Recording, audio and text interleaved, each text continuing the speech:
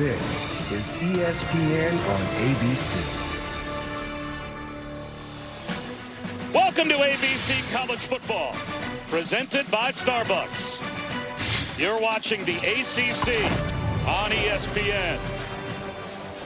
Great day for football here in the Steel City and Miami, right on the college football playoff bubble. They must win today to keep their hopes alive. They take on a Pitt team, though, that upset Georgia Tech last week on the road.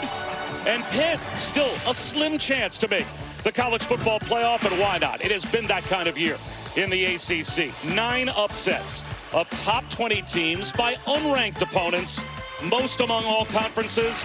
And that means we come into this final week of the regular season with 6 teams alive to reach the ACC championship game, including Pitt and Miami. Virginia and SMU controlled their destiny.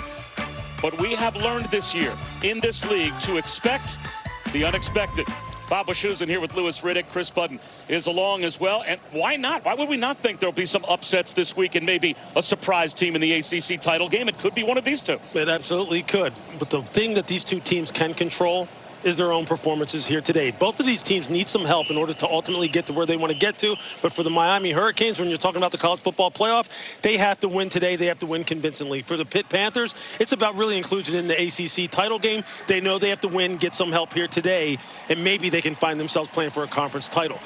Both teams have dynamic quarterbacks. Carson Beck has just been on a heater really for the past month. He is making plays with his legs, making good decisions in the passing game, throwing the football with accuracy. Mason Heinzel, he's been one of the most dynamic freshman quarterbacks in all of college football, and he has really infused this Pitt Panther program with a lot of excitement both for the present and the future. I think you'll be excited about what you see from here today in terms of his performance. And we've got the most experienced active quarterback in college football against a freshman, and they will square off when we come back after these messages and a word from our ABC.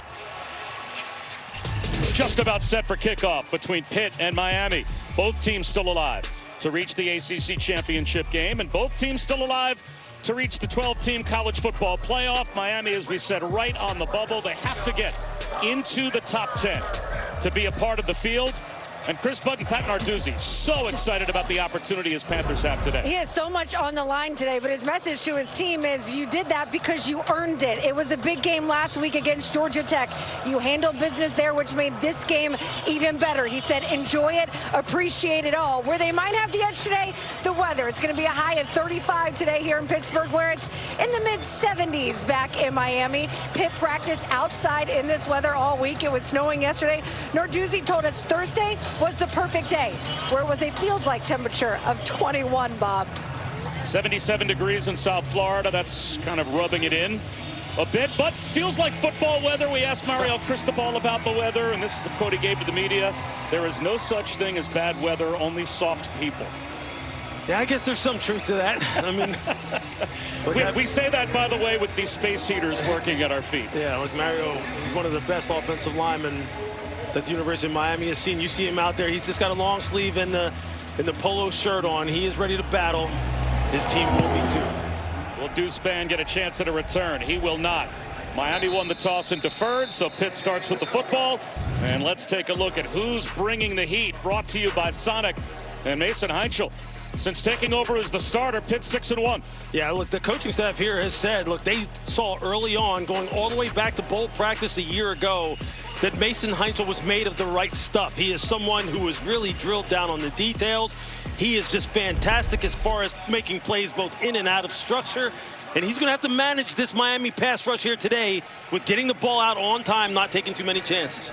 And Jakarian Turner had a 201-yard performance at tailback last week against Georgia Tech, a true freshman to his right. Heinzel back to throw on the pass rush. Already making its presence known, Ahmad Moten. He had 3 tackles for loss, a career high in the win last week against Virginia Tech, and it's a sack to begin. And you just see how quick this Miami defensive front is as far as their ability to get on your edge and really pressure the pocket both inside out with the D tackles and on the outside and with Bain and Mesidor. Ahmad Moten came back from injury a week ago, and you just see he's just picking up right where he left off. 2 sacks last week. His 4th of the season to begin this game. And now there's Boosie Turner. Only getting 3 Justin Scott made the stop for the U, so now it's 3rd down and 17 to start the game for Pitt. And this is the kind of situation, Bob, that Cade Bell, the offensive coordinator for the University of Pittsburgh, you see them there on your screen, wanted to keep young Mason Heinzel out of. He didn't want him to have to be playing behind the sticks, where now Miami can really just pin their ears back and get after the passer. 4-man rush on 3rd down. Heinzel forced to check it down. Boosie Turner, he goes backwards. And Pitt will be punting from the goal line.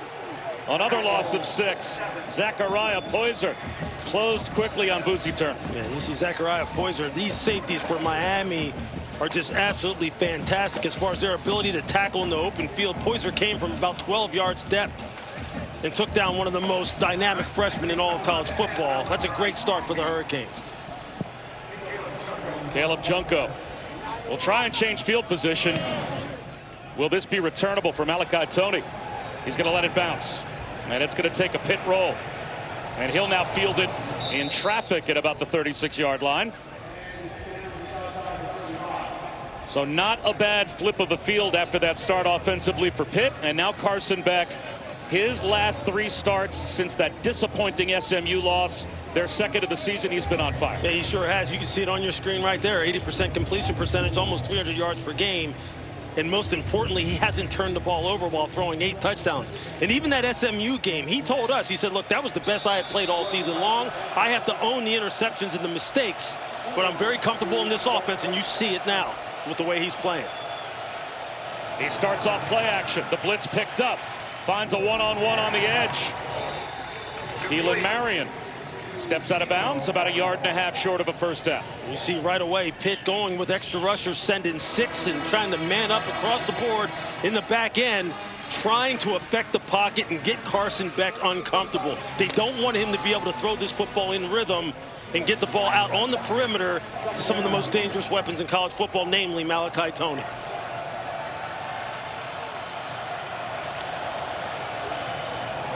Malachi Toney takes the Wildcat snap and has a first down. Well, you want to talk about superstar freshmen. This might be the most impactful freshman in all of college football in Malachi Toney. Yeah, look, offensive coordinator Shannon Dawson just tells you that there's nothing that this young man can't do. He is just wise beyond his years, so mature, so poised, strong built, low to the ground, compact, hard to bring down, and this can make plays down the field as well in the passing game with the deep shots, which you will see them take at some point in time here this afternoon. Did Pitt tip their hand? Change of the play, it looks like, for Carson Beck. Mark Fletcher breaks a tackle. And takes a couple of hits before picking up 5. Javon McIntyre brought him down. Mark Fletcher goes 225 pounds, and he is one of the impact players here today. And Shannon Dawson challenged him, said, hey, look, we need you to break more tackles. We need you to be more of a physical presence, run the ball in between the tackles. Akeem Mesidor, you'll see him at some point in time. He's fantastic. Turner and Biles, those are the guys who have to be impact players for Pitt here today in order for them to have a chance to win the game. That's Jimmy Scott down for Pitt, so we'll step aside.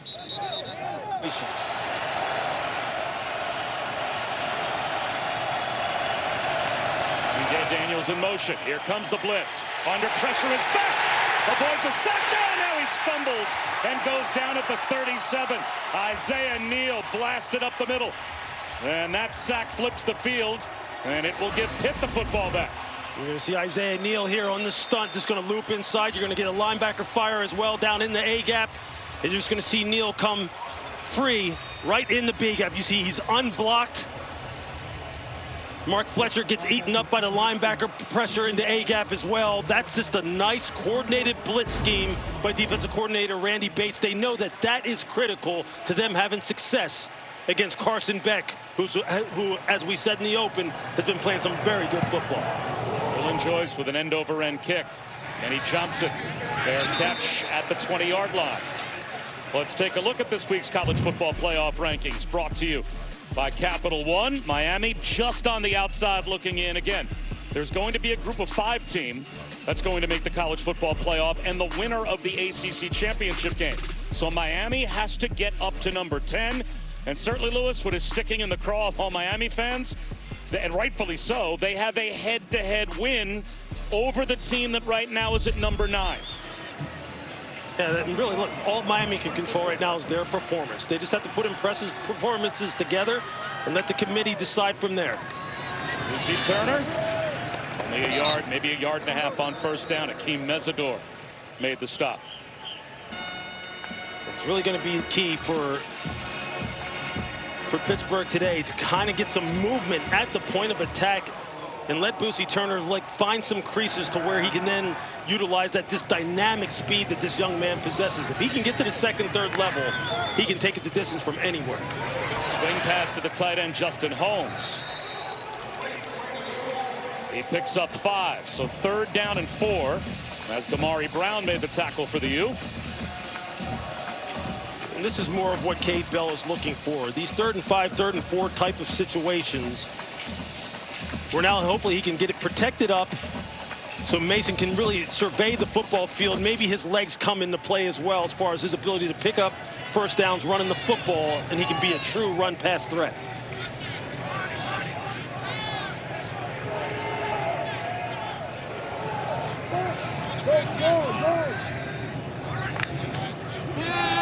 Four-man rush, simulated pressure, and it gets home. Ruben Bain Jr.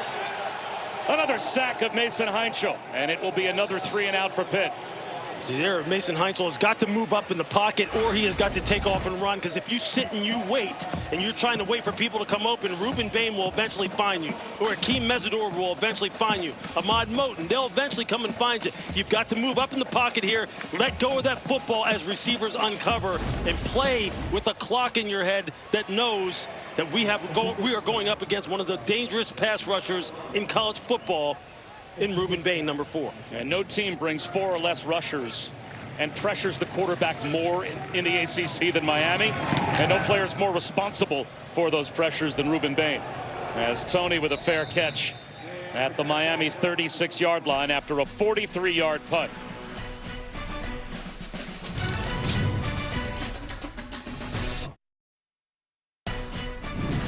ABC College Football is presented by the Starbucks Coffee Company. Braylon Lovelace with a 100-yard pick 6. Huge play, and then Lucy Turner capped it. Georgia Tech nearly came from 4 touchdowns down last week. Really put a scare into Pitt, but the Lovelace pick 6 ended up powering a 42-28 win for Pitt. Keeps their ACC championship game hopes alive. Virginia and SMU control their destiny. Pitt on the wrong side of the tiebreakers, but it's been chaos, it seems, all year, Lewis, in this league. Who knows what happens this weekend? Yeah, I mean, really, all these teams are going to really be monitoring the results of one another. But most importantly, they have to take care of business here on the football field. And this here is a very intriguing matchup that we have on our hands right now. False start to begin this drive for Miami. Unless it was disconcerting signals, it looks like that's what Miami believes the call might be. Delay of game. Defense, number 0. Disconcerting signals. There it is. 5-yard penalty. First down. So that's Braylon Lovelace, who costs Pitt 5 yards. Yeah, you can see Braylon. You can see him as he's sitting back here. You can see him right here in the middle of your screen. He claps his hands together before the ball is snapped. And I'm sure that's what Miami is arguing and what the referees pointed out. Just can't afford to give this explosive offense any hidden yardage that they don't deserve and earn on their own. Backwards pass to Malachi Tony. He turns upfield and has a first down. Chris Budden, injury update for Pitt. Yeah, Jimmy Scott, who we saw injured earlier, went to the injury tent. He is now out with a heavily wrapped left knee. He does have his helmet on, is on the sidelines, not in right now, but has run at full speed, was nodding his head that he was good, and is standing on the sidelines looking like he's ready to go when called. That would be good news for Pitt because they're thin on the defensive line right now. There's Tony making a catch, breaking a tackle, lowering his shoulder and picking up 9 more. Those yards after contact was something that Randy Bates, the defensive coordinator, said was going to be a critical determining factor. That time you see Malachi Tony, his ability to make maybe one of the best tacklers on this defense, and Kyle Lewis missing space and gain extra yardage. First down for Fletcher. Braylon Lovelace made the stop. And Malachi Tony came into today with 29 more catches than any other true freshman in college football. He's #1 in FBS true freshman receptions, yards.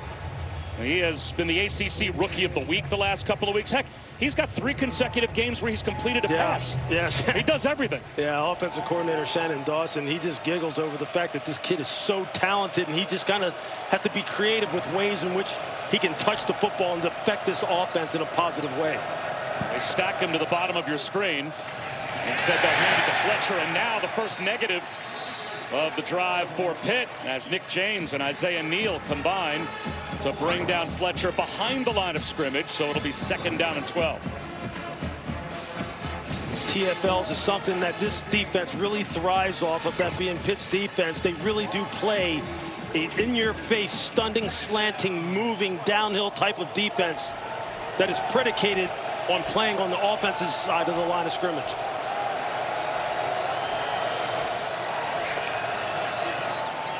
Screen, Tony. Breaking tackles. I think he's got a 1st down. Flag thrown, though, from the secondary.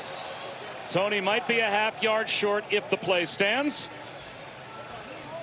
Another tackle for Isaiah Neal. But a flag thrown. I think they're going to get safety Kavir Baines-Marquez for going low in space on a blocker downfield. Personal foul. Illegal block below the waist. Defense #3, 23. 15-yard penalty. Automatic 1st down. So that turns into a big play for Miami. Yeah, that's who it was. Baines-Marquez, you're going to see, he's going to be coming downhill from the safety position. You're going to see him right here on your screen. He's got a big offensive lineman coming out on him. It's going to be the center, James Brockermeyer. And look, they instituted this rule to try and protect offensive linemen and protect them from lower leg injuries when you try and take them out. Look, it's tough. Baines-Marquez only goes about 175 pounds against Brockermeyer, who's 300 plus. But those are the rules. Just, again, hidden yardage now by penalties, the kind of thing you can't give to Miami. Again, the Wildcat. Straight throw for Tony. He's going to go back corner of the end zone, incomplete. True freshman to true freshman try there to Joshua Moore. That was a nice throw. He dropped it right in there. As you say, it's this nice recovery on the part of Harris in the corner, getting his head around at the last minute and tipping that ball away. But Malachi Tony is just so ridiculously talented. He has a quarterback background going back to his youth before he made the full-time switch to wide receiver. And now he's part of the bunch set. Back to throw. Escapes the pocket. Spins. And goes nowhere. And then pays the price. Rasheem Biles wrapped up Beck. He might be hurt. Oh, he gets up a little slowly. Paused on the ground there. That was a nervous moment for Miami. It brings up a red zone 3rd down. You saw a moment ago, Miami is a top 20 team in terms of red zone touchdown percentage, but now it's 3rd down and 9. See here again, defensive coordinator Randy Bates. This is the chess match between him and Shannon Dawson. Do you bring pressure? Do you send extra guys after Carson Beck? Make him hurry up his process, but you got to take care of number 10. Beck finds a crosser. It's Keelan Marion. And he is tackled before the 10-yard line. So it will be a field goal attempt for Miami. That's a red zone stop for Pitt defensively. And Kyle Lewis and Rasheem Biles both rallying to the football. Really nice job of playing front and coverage. Only rushed with 4, covered with 7 in the back end. Eyes on the receivers. Played a little cover 4, a little red 4, which is something that a lot of teams do down here. Everybody rallying to the football, stopping the ball carrier short of the 1st down. That's a nice job by Pitt on 3rd down. 29-yard attempt for Carter Davis. And he will get Miami on the board. So the Hurricanes take the lead with 4.5 minutes to go in the 1st.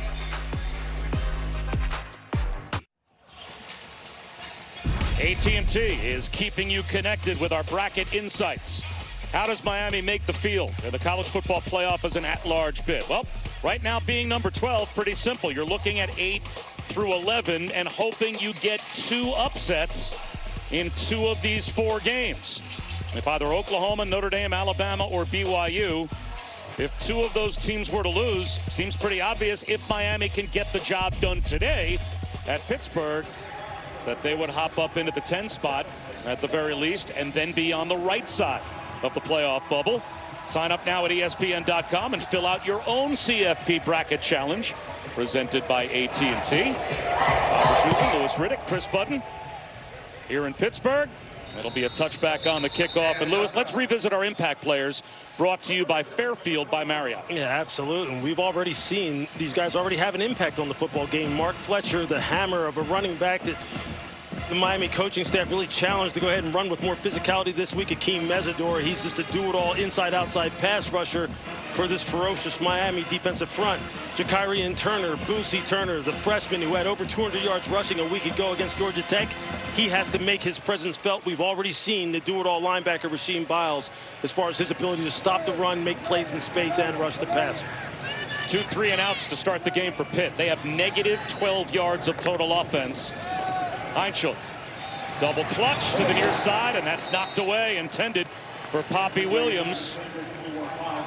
Bryce Fitzgerald came over and got a hand on the football. So again, it's 2nd down and long for Pitt. Yeah, this is the kind of situation they don't want to be caught in too often now. 2nd and long type of situations where it's predominantly pass, because this is where this defensive line really gets excited and gets teed up. But that was just a great play by Bryce Fitzgerald, the freshman safety, who the Miami coaches love.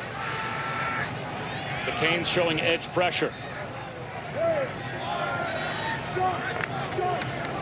Here they come. Throwing right behind the blitz is Heinchel. Oh, he needed that. And Poppy Williams makes the catch for 9 yards to make it 3rd down and 1. That's just a great adjust on the part of Mason Heinchel and Poppy Williams being on the same page. Now they're in a much more favorable 3rd down situation. Going backwards, though, is Heinchel, and he sidearms one intended for Williams. Bryce Fitzgerald all over him.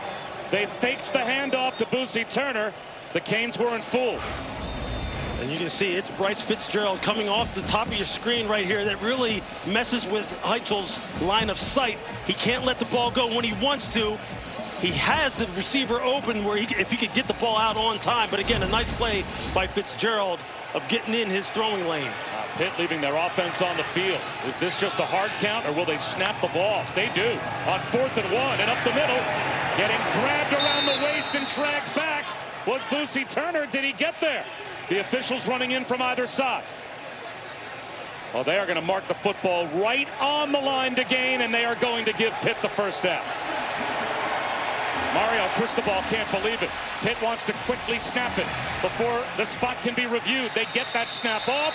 Now the play blown dead. And now it's Pitt's sidelines turn to explode as Pat Narduzzi is screaming at the officials. Prior to the snap, replay initiated a review about the ruling on the field of the line to gain made.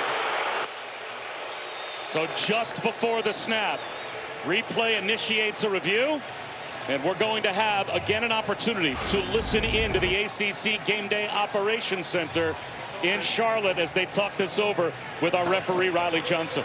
Okay, guys, the ruling on the field is the line the game was made. Okay, and Riley, take a look right behind the Miami players, the running back right in the middle of the screen. We're going to go forward. There's the ball. The ball's going to be right there. And yeah, so based off of this, this is the best look that we're going to have. Based off of this, we believe he gets there. The ruling on the field is upheld as of now. We're looking at any views coming in from the program. the views, Rob? I think we're all set here. Based off of this, is everybody in agreement the ruling on the field is upheld? Yes. Outstanding, everybody. The ruling on the field is upheld, and we'll have 1st and 10.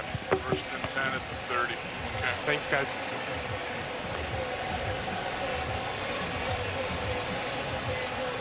It's the best peek behind the curtain we could possibly ask for. It absolutely is. After further review, the ruling on the field is upheld, and there is no foul for illegal substitution. 1st down. With the absence of clear and obvious evidence to the contrary that he didn't make the line the game, they have to uphold the call, which is the right decision to make. You see Miami was scrambling to get off the field with extra defenders as Pitt was trying to hurry up to the line and snap the football, so they said there's no foul for extra defenders on the field. 1st down, Pitt. And how about the call by Pitt as well, going for it on 4th down and 1 from inside their own 35-yard line and getting it. Getting some momentum for this offense right now is crucial. Play clock down to 7. Heinzel backs up. Play clock at 2. Gets it off. Well protected. He's going to take a shot. Looking for Poppy Williams. Incomplete. Couldn't hold on. It was there. He had Bryce Fitzgerald beat. I mean, that's just a great double move on the part of Poppy Williams. He absolutely had Bryce Fitzgerald beat. And this is the kind of throw and catch that you just have to make. You have to execute. He has to come down with this throw. These are momentum-changing type of throws. And when you don't come up with them against a team that's as good as Miami, it can really be deflating. Now it's going to be critical for this offense to continue to grind and put that play behind them. That's Jules Goff emptying the backfield. Heinzel spins out on the move on 2nd down and 10. He's going to tuck it under and run. Oh, does he get walloped after a gain of 6? Zachariah Poyser lowers the boom on the freshman quarterback. We've seen Zachariah Poyser do this time and time again. This is Heinzel's patented escape move. He likes to turn his back and escape to the left, and you're going to see Poyser, number 7, with a clean hit coming downhill. And now trying to quick snap at Pitt on 3rd down and 5. False start. Offense. Not all players were set before the snap. 5-yard penalty. 3rd down. And they went too quickly for their own good. Well, Mason Heinzel, slide, young man. No question about it. That time, I think they got Poppy Williams. He was in the slot trying to get himself set. The running back may have been moving as well as they were trying to up the tempo.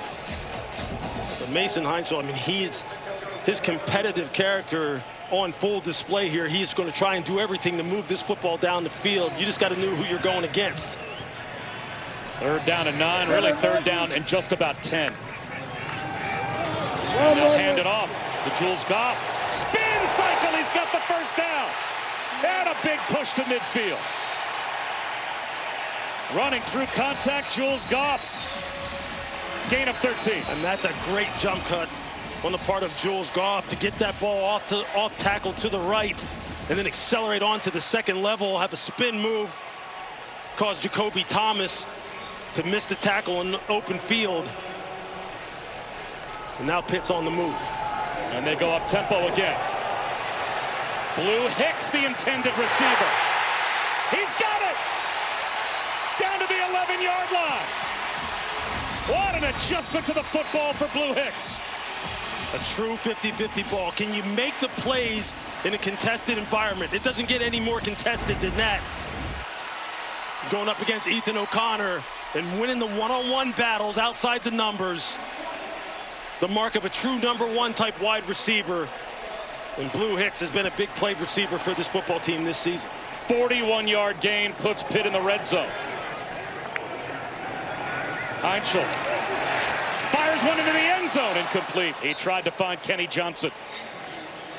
And Ethan O'Connor helped in the coverage. And Kenny Johnson just trying to run the post, the short post down here in the red zone. And you see that's just a nice job of Heinzel just layering that football over the outstretched hands of Mohamed Touré, the linebacker, almost fitted in there. Another quick snap, and it's Goff. Picks up a yard, so now it's going to be 3rd down and 9 from the 10 as Ruben Bain wrapped up Goff. You see here just a 57% TD percentage so far this year in 2025 for Pitt's offense. Keep an eye on the running backs down here. These running backs have caught the ball well out of the backfield, whether it be Desmond Reed when he was in the lineup, Boosie Turner. These guys are good, dynamic wide receiving threats out of the backfield. Jules Goff now in number 8. Blitz coming, swing pass, Goff has it at the 10, at the 5, at the goal line. Is he in? If he's not, it should still be a 1st down, but the far side official says touchdown. Goff broke the plane, and Pitt has the lead. A great individual effort by Jules Goff. As you see, he's just getting sandwiched. That ball almost comes out. I don't know how he's able to secure it there. He hits his right hand back on it. The ruling on the field is a touchdown. The previous play is under further review. I think he's going to be marked just short. That elbow came down, and the ball didn't break the plane. But we said it just before this ball was snapped. These running backs really are good at catching the ball out of the backfield and being dynamic threats once they get into space. Jules Goff, the latest example. Another listen in to the ACC Game Day Operations Center in Charlotte. Take a look. He's on flying through the air. Now his elbow's going to go down short of the line to gain. So we're going to have first down at the 1/2 yard line. Position 5. First down at the, I'm sorry, bring us, what's the yard line? Half yard line? Half yard line. Position It'll be 5. First and goal. Position 5. Correct. All right. Thanks, guys. Thank you. First and goal at the half-yard line. Good job. And remember, it was 3rd and 9 at the 10, so inside the 1 yard line, it's a first down. After further review, the runner was short of the goal line. The ball will be placed at the half-yard line. First down.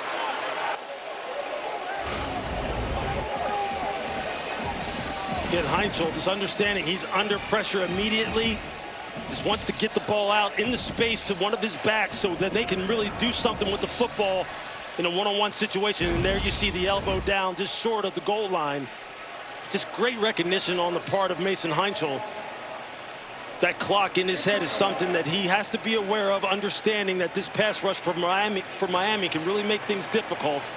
Now they got a fresh set of downs here, 1st and goal. Will they snap it before the end of the quarter? Does not look like they will get it off. That ends the 1st quarter. There is no snap. The 1st quarter time expired. That is the end of the 1st quarter. So they'll head to the opposite end of Acrisure Stadium for 1st and goal when we come back after these messages and a word from our ABC stations. Welcome back to ABC College Football, presented by Starbucks. Pitt on the doorstep of taking the lead. First play of the 2nd quarter will be inside the 1 yard line, 1st and goal. 12th play of this drive upcoming. And there have been some big plays on this drive made by Jules Goff. He got to the half-yard line, didn't break the plane, so it sets up 1st and goal inside the 1. And Goff capping, losing the football at the mesh point was Heinzel. He jumps on top of it, but loses 5 yards. That was almost disaster. You can see Heinzel, he's just trying to pull the football because he feels the linebacker, Chase Smith, just coming off the edge. And when you're in that no man's land in terms of, does the running back believe you're going to let him take it, or are you trying to pull it out and he tries to clamp down on it? That's usually when fumbles at the mesh point happen, as you saw right there. So now they'll go empty. Twin receivers. Heinzel, swing pass, works to perfection. Justin Holmes walks in for a Pitt touchdown.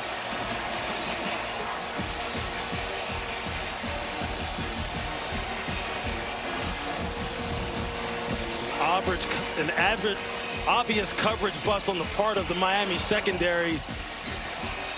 They just totally turn loose. The tight end out to the flat, Justin Holmes.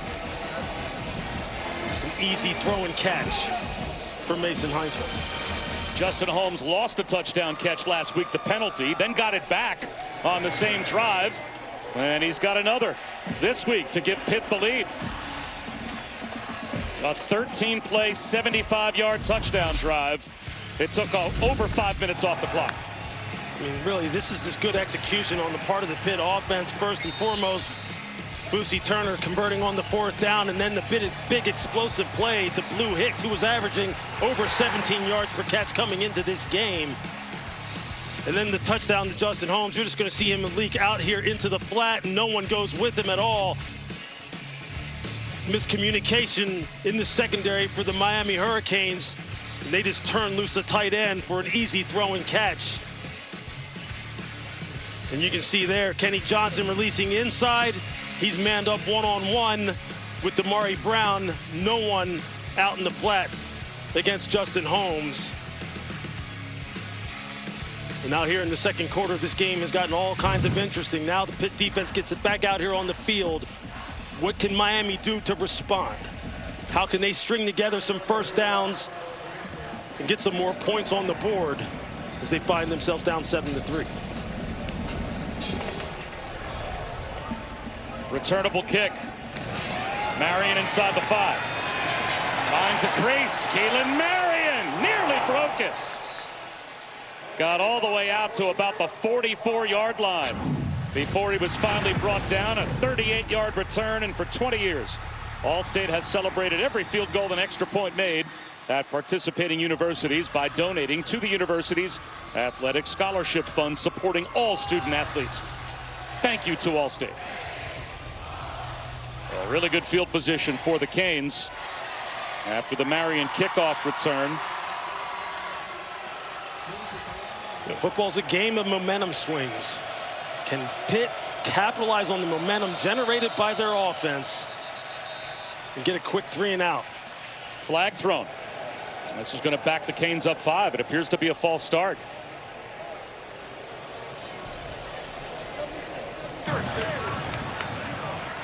False start. Offense. Number 73. 5-yard penalty. First down. It's been a problem this year for Mario Cristobal's team, specifically if you remember in that SMU loss. Absolutely. They had 8 penalties in the first half of that game, and it's been an Achilles heel. And we talked to them the week following when they played against Syracuse down in Coral Gables, down in Miami. And they had seemed to get a handle on it. Now it looks like it's starting to rear its head again. It's their first flag today as Malachi Toney bottled up along the sideline. Yeah, playing clean football, playing to their standard is something that Mario Cristobal has told us time and time again, that he has emphasized with his football team, that when they play clean football and they execute, they can play with anybody in the country. And the proof is on the tape. They can absolutely do so. And now this offense needs to respond here against a Pitt defense that you know is going to continue to try and ratchet up the pressure on Carson Beck. Blitz coming. Beck. Little button hook to midfield. Alex Bauman brought down 3.5 yards short of the first down, so a third down coming for Miami. And last week, Lewis, we talked a lot about the margin of victory and what it had to be for Miami at Virginia Tech. That, of course, was a below 500 team that fired their coach back early in the season. Is just a win today enough on the road against a ranked opponent in Pitt? Yeah, it's hard to say what the committee really is going to value and what they're not going to value. I just know this, that the Miami Hurricanes need to play some of their very best football. And they need to come out of here with a win at the very least. An impressive win will help, obviously, a lot more. And there's a first down catch. JoJo Trader reached out and grabbed a strike from Carson Beck. This is really good execution on the part of Beck. You can see now he is locked in. He is going through his reads quickly. His feet are set. He's firing this ball with authority, and he is taking control on this drive. Play action. Whole shot to the sideline. Oh, what a one-handed catch. Did he hold on? Malachi Toney. He did. What a catch by the freshman. Let me tell you, this is a heck of a throw as well. For him to be able to get that ball over Kyle Lewis on that corner route, just over the outstretched arms of the flat defender, and that being Kyle Lewis, that's what's called layering of football. Just said Carson Beck is starting to feel it. You can tell he's playing with urgency and confidence. That throw and that catch by Malachi Toney. Wow.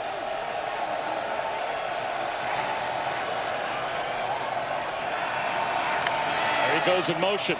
Instead, it's another true freshman. And Gerard Pringle almost found a crease to the end zone. Picks up 8 into the red zone. I mean, just look at Carson Beck here from the sky cam. It's just a great view. You see Kyle Lewis. You see him right there. He tries to jam Malachi coming off the line of scrimmage and kind of just throw off the timing. Carson was not deterred. He let it go anyway and put it right over top of him. And that catch, I mean, Malachi Toney, are you kidding me?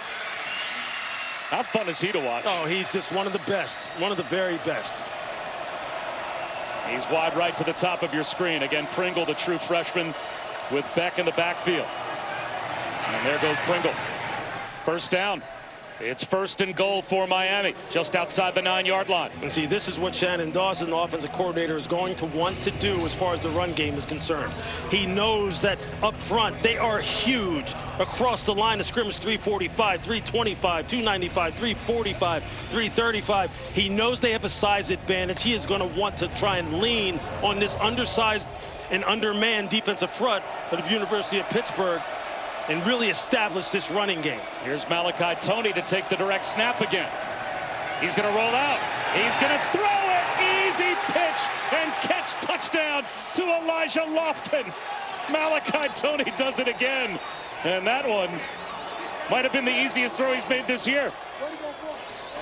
What a really nice job of Elijah Lofton. Just watch how he just kind of floats and floats and floats until the secondary declares, and then he takes off upfield. He's trying to sell the run until the secondary defenders draw up towards the line of scrimmage. You see it right there. And then he just kind of avoids the safety, Kavir Baines-Marquez. And Malachi Toney, again, that creative play calling by Shannon Dawson, utilizing this kid's entire skill set to their advantage. 7-play touchdown drive for the answer by the U, and Malachi Toney, a touchdown pass. He's been doing it all season long, one of the most dynamic players in all of college football. He strikes again, this time with a touchdown throw.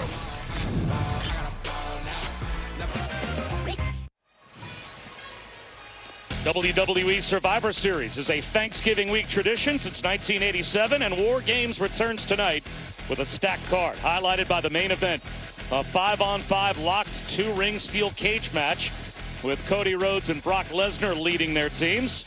Coverage begins at 7 Eastern, streaming on the ESPN app with the unlimited plan.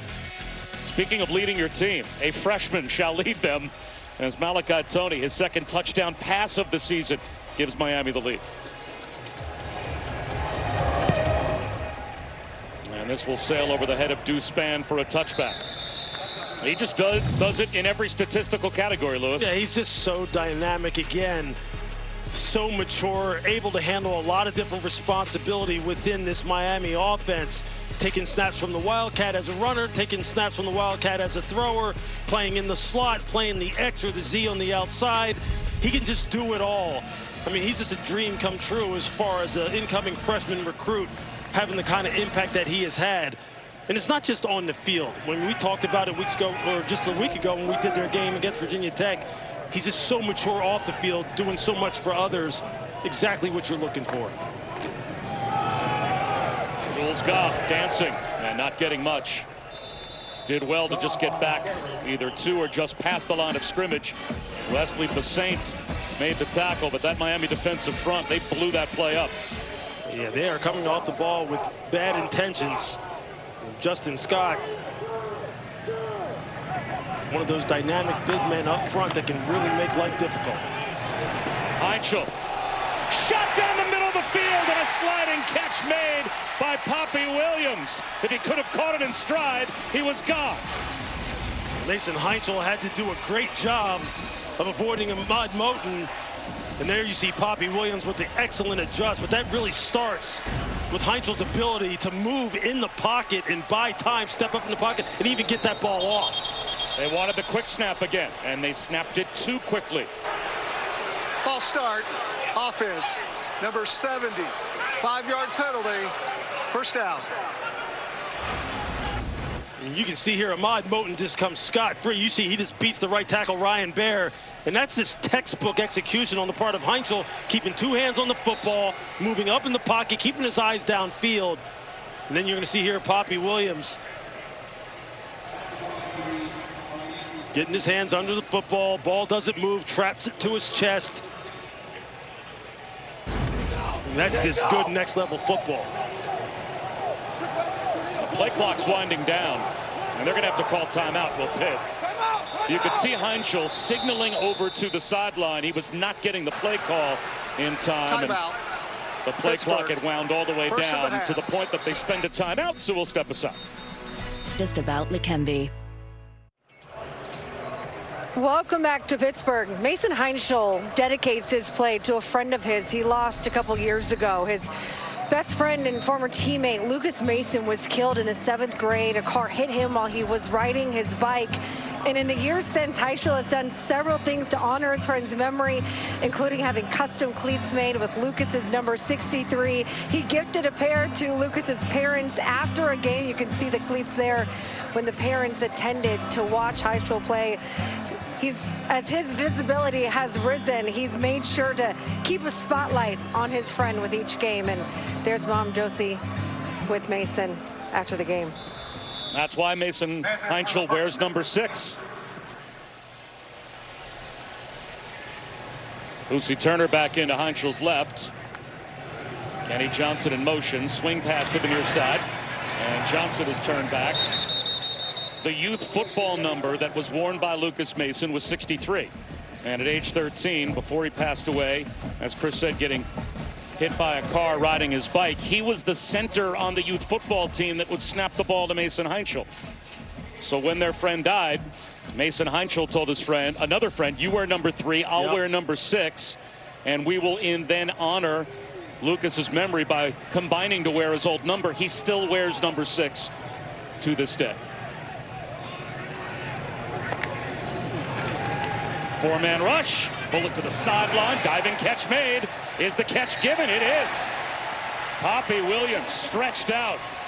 This is just a fantastic throw. He has to let this ball go on time and put it in basically about a 1 foot by 1 foot box. And Poppy Williams just continues to come up with big catch after big catch. And I think replay is going to get involved. Poppy Williams may have been airborne. On the field is a completed pass. That play is under further review.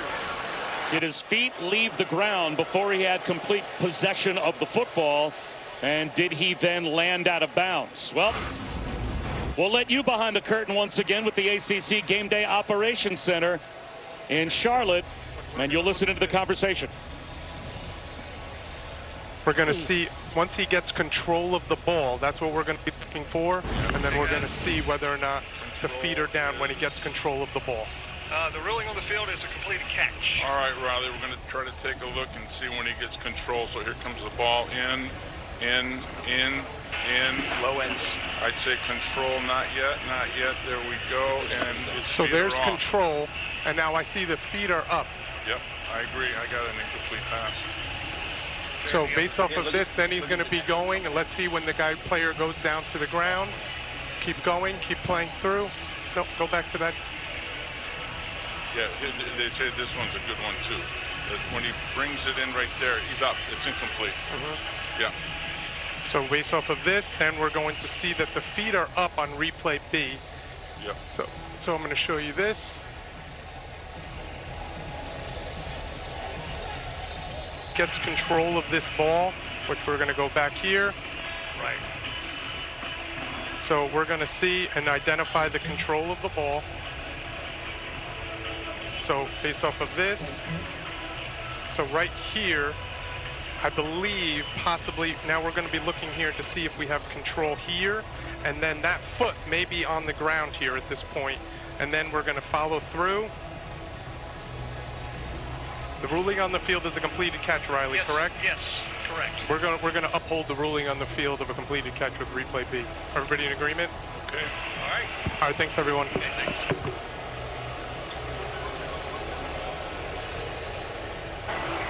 After further review, the ruling on the field is upheld. Well, Matt Austin, they uphold the call. Your thoughts? Yeah, I disagree with their ruling. I think they had it right the first time, that by the time he had firm control of that ball, his feet were off the ground. This is a good shot right here, and the next thing that hits is his elbow and his knee, and I'm not sure he's got full control of the ball. That looks like it's moving anyways in his chest, so I think that's an incomplete pass. Even with that disagreement, listening into the conversation, as now on 3rd down and 2, a bump will blow this play dead at the line. This might give Pitt a first down by penalty. I definitely think they're going to get Justin Scott, number Offside. 5. Defense with contact. That 5-yard penalty results in a first down. You see Justin Scott right over the center. Akeem Mesidor at the left defensive end. also a little bit anxious to try and get off the football. But again, what's great about the Game Day Operations Center for the ACC, even if you disagree with the call, you seem to disagree less because you hear how they arrive at the call rather than being left in the dark. It's just the best. Lucy Turner motions in the backfield, takes the handoff, and he will go nowhere. He killed Georgia Tech getting outside last week. Can't get outside of Miami as we go down to Chris. Bob Pitt without one of their top wide receivers, Kenny Johnson, who's over on the sideline without his helmet. They were taking a look at his right arm, but he is in definite pain. He was the favorite target of Mason Heinschel, certainly in the first half last week against Georgia Tech. So that's a big weapon on offense right now that Pitt is without. 2nd down and 10.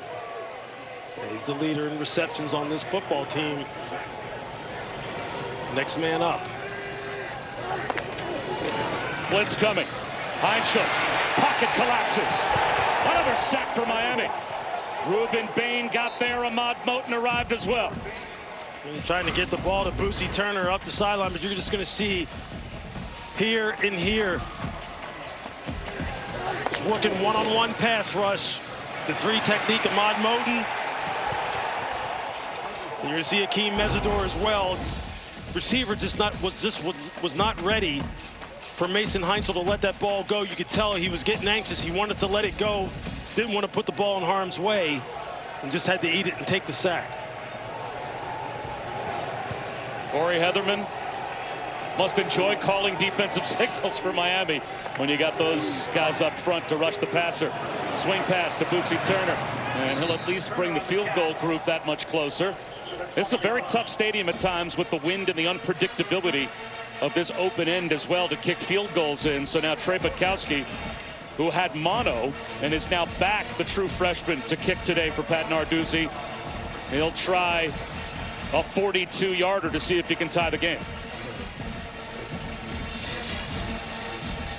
This is something that Pat Narduzzi was looking forward to, something that really did, cause them a lot of angst, their field goal and extra point operation. And he will not come close. Well outside the right upright. He struggled during warm-ups kicking to that end of the stadium. We saw him miss a bunch of practice kicks, and now it bites him in the game as well. You can see his reaction immediately. He knew he had mishit it. He's going to have to get that corrected if they're going to have a chance to win. A deal. Carson Beck over 74% completion percentage this season, #1 in the ACC. No Miami quarterback has ever gone over 70% in a season. It just keeps on going up, Lewis. He's 8 for 9 to start today's game. Yeah, ever since we saw him against Syracuse back on November the 8th, he has really been playing at a very high level, carrying it through here today. Ringle on the handoff. And Carson Beck just happy to be playing. Right, had that UCL tear that he suffered in the SEC championship game, came back out of the draft, transfers to Miami out of the portal. Shohei Ohtani's surgeon performed the same operation on Carson Beck, and here he is playing himself back into the NFL conversation, although that pass high for Malachi Toney, so it'll be 3rd down and 3. Look, he says that the arm feels different, but he's 100% healthy.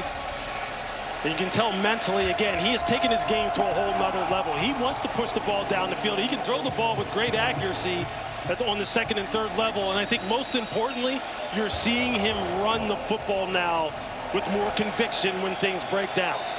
In his career, Carson Beck is 12-3 against ranked opponents. 3-0 this year for the U. So trying to win a 4th game against a ranked opponent and get his team to the college football playoff. Looking at a blitz on 3rd down, well protected. Malachi Toney is able to make the catch with a defender right on his hip. Kavir Baines-Marquez brought him down, but not before Toney picked up 5 and a fresh set of downs. Really nice job by the Miami interior offensive line of keeping the pocket secure so Carson can survey the field and just make an easy throw and catch. Now they play with some pace, and Fletcher drags a tackler for 8 yards. Braylon Lovelace went for a bit of a ride as he was trying to hold on for dear life on Mark Fletcher Jr., all 225 pounds of him.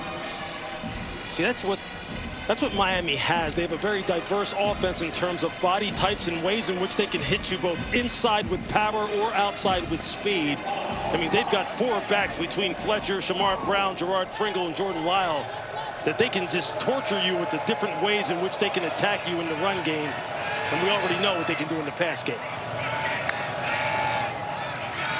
Another handoff, and just lowering your shoulders and getting it up for the first down is Fletcher. And also, Lewis, you mentioned earlier the undersized Pitt defensive line. They don't have a defensive lineman that goes over 300 pounds. So how do you counter it? What's the system for Pat Narduzzi's group to try and make up for the fact that they're not big? Yeah, you have to get them on edges, meaning they have to be moving and stunting all the time, so this big Miami offensive line can't just get a hat on a hat and wear them down.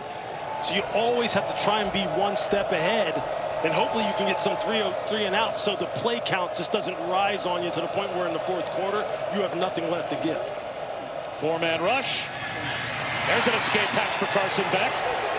And he will slide. And that's exactly what Shannon Dawson is looking for. Survey the field, go through your progressions. If it's not there, you don't like it, then just find an escape route and use your legs. You're a more than adequate enough athlete to go ahead and put yourself in favorable 2nd down, 3rd down situations. As you see here, 2nd and 4, as you see Shannon Dawson there on your screen, the offensive coordinator for the Hurricanes. They'll take that all day long. He had the #1 pick in the draft at quarterback last year, and as a result, the #1 offense in terms of scoring and total yards in America. Not quite that good this season, but Beck on a rollout has been very efficient. Alex Bauman, the tight end, dragging tacklers down to the doorstep of the red zone. And here's the effect of the run game. Now you fake the zone read to Mark Fletcher and just watch what it does to the 2nd-level defenders. Look at what it does to Kyle Lewis and Rasheem Biles. They're thinking he's going to hand it off, and then out the gate goes Alex Bauman. Now they've got you right where they want you because they've been mashing you with the run game, getting 4 and 5 yards a pop. And now the play-action pass game comes off of it. If you're Pitt right now, you've got to create some negative plays some way, shape, or form. They've been one of the best teams at creating tackles for loss, getting interceptions, returning them for touchdowns. I think it's critical right here as this first half winds down for them to come up with one. They run it with Fletcher. And you'd imagine they would let the clock wind all the way down to the 2-minute timeout. Miami has 3 timeouts. So they can let the clock wind down here. And remember, they also won the toss and deferred. So they'll start the 3rd quarter with the ball. So they manage the clock here well. Mario Cristobal's team, they could score twice before Pitt ever sees it again. Absolutely. And they will do just that. They'll take the clock down to the 2-minute timeout. And we'll come back to Pittsburgh in a moment.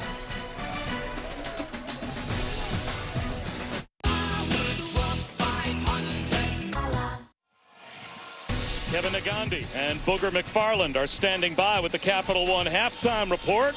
Lane Kiffin, will he stay or will he go? We're waiting.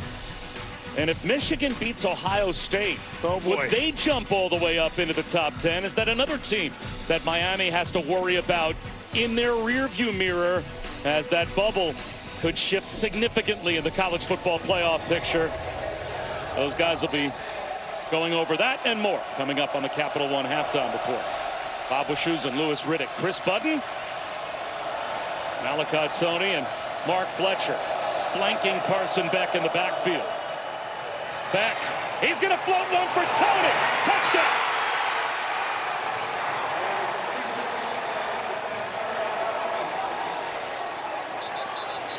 "22-yard score. He's got one passing, and now he's got one receiving.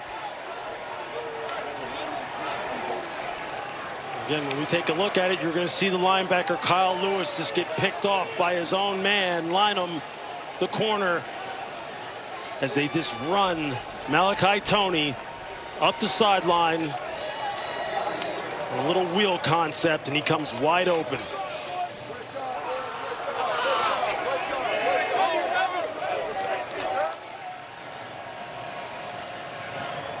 Malachi Tony came into today needing 91 yards to break Amon Richards' freshman Miami receiving record. And he's already up to 76 receiving yards and now a touchdown in the first half. Yeah, you're just going to see Malachi Tony this run up the sideline. Kyle Lewis, that's the guy to watch. Watch him get picked off by the corner, who's playing man-to-man on Keelan Marion, and you can see right there, that's all that they need in order to get Malachi Tony loose.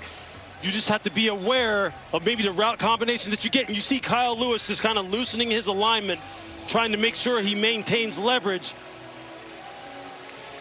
on Malachi Tony. He just does not get enough depth so he can clear his own defender and get over the top on that wheel route. And that's all that they need in order to get Malachi Tony open in space for the touchdown. Carson Beck and the Canes trying to close the season with a 4-game win streak. Their previous 3 wins over Syracuse, NC State, and Virginia Tech by an average of over 26 points per win. Now they're up by 10 here in the first half. Just trying to build that resume, and can they get themselves into a close enough conversation as far as the committee is concerned with Notre Dame, where a head-to-head win over Notre Dame makes the difference, even if it's the first game of the season. I have to think it should make the difference. But will that be the conversation that takes place? And Malachi Tony, most single-season receptions in Miami history. He is climbing the list, trying to track down Xavier Restrepo's record from a couple of years ago. And what more can you say about this young man? They have given him the football in every way imaginable. As a runner, as a thrower, as a receiver in the slot on the outside, and he just continues to answer every challenge they put in front of him. It's just as good as it gets. Blitz. Heinschel finds a crease up the middle, and this time slides, and wisely so. Picks up 8 yards. Now Pitt still with 2 timeouts, so 1:45 on the clock. Certainly plenty of time for them to score points to try to make this a 1-score game at halftime. I think this is a crucial possession for them. They need to get back some of this momentum, get this offense going again, getting this football team feeling good. They have produced some explosive plays on the 3rd level of the defense against Miami in a way in which you don't typically see with this Hurricane defense. They need to produce them again here as this clock is ticking down to end the first half. 4-man rush. Checking it down underneath is Heinschel. And there is Jakarian Turner. Only picks up 3, though. They're holding on to their timeouts. Down to 1:12 to go in the half. Miami shows blitz. Now Heinschel realizes it, but losing time. Still looking over to the sideline. Great to diagnose the defense, but the clock is winding down. Blitz comes from the opposite side. Heinschel floats one for Williams. Incomplete. Flag out. Zachariah Poyser looked to be in very good position. Bobby Williams might have climbed his back. He might be guilty of the penalty. Pass interference. Offense. Number 5. 15-yard penalty. 2nd down. The only thing that I would question at the beginning there was the arm bar that Poyser put out as he turns into the receiver and becomes the wide receiver and kind of just pins him to the sideline, which is textbook technique. When you're in phase and you're in control of the receiver, that's exactly what you do. You turn with your head back to the football and just kind of fade him to the boundary. When he stuck that right arm out, I wonder if they were going to call defensive pass interference. They see it the other way, but you got to give Poyser credit.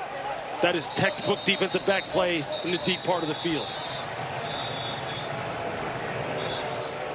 Now the official stop play just as Pitt broke the huddle.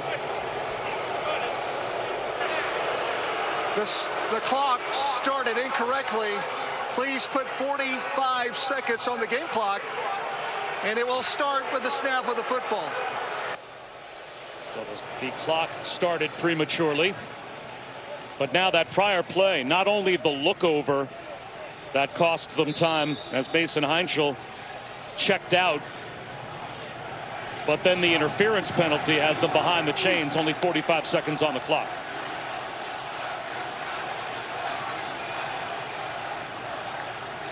Another Miami blitz. Heinschel from the blind side, can't escape. And now I would think Miami might call timeout. Why wouldn't you if you're Mario Cristobal as Heinschel gets up with a limp? Bryce Fitzgerald on the safety blitz. Timeout, Miami. Let's set the game clock to 38 seconds. First charge, timeout for Miami of this half. You're going to see Bryce Fitzgerald coming off to the offense's left, and you can just tell that Corey Heatherman, the defensive coordinator, wanting to blitz to Heinchel's blind side, since he has a tendency to want to escape out of the pocket, reverse pivot, and escape out to his left. You see it show up on tape time and time again. You see the right foot, though, get caught underneath. That right ankle gets turned out to the side. That looked painful. You just hope he's okay. So Eli Holstein is going to go in at quarterback now, as Mason Heinchel is now in the injury tent. Holstein got the team off to a 2-2 start this year. He was the incumbent. He was the starter to begin the season. After that 2-2 start, Pat Narduzzi made the quarterback change, and it's been a whole different year for the Panthers since, as they are 6-1 in the 7 games since Heinchel took over. Now it's back to Holstein, and they're going to try as best they can and end the half. And it's 3rd and 32, and now it's about to be 3rd and 37.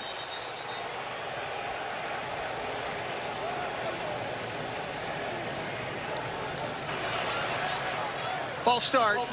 Offense, number 78. 5-yard penalty. 3rd down. And boy, Lewis, the further they go back, the more it's increasing the chances Miami's going to get field position to possibly score again before halftime, still with 2 timeouts. Yeah, this is not the scenario that Pat Narduzzi wanted for his offense, especially considering the fact that we said they wanted to kind of recapture some of this momentum, see if they can make this a 1-score game before the half. They've got to try and limit the damage here any way possible. They'll give it to Boosie Turner, and he'll at least get them some field position. But now Mario Cristobal will call his final timeout, and the Canes will still have a timeout and a half-minute. Second charge timeout, as Miami. Pitt will now punt. 30 seconds. Please set the game clock to 34 seconds. And boy, did this game change. Off to a good start, though, for Pitt. It sure did, with the touchdown pass to Justin Holmes on the nice play call, and then Malachi Toney just showing you his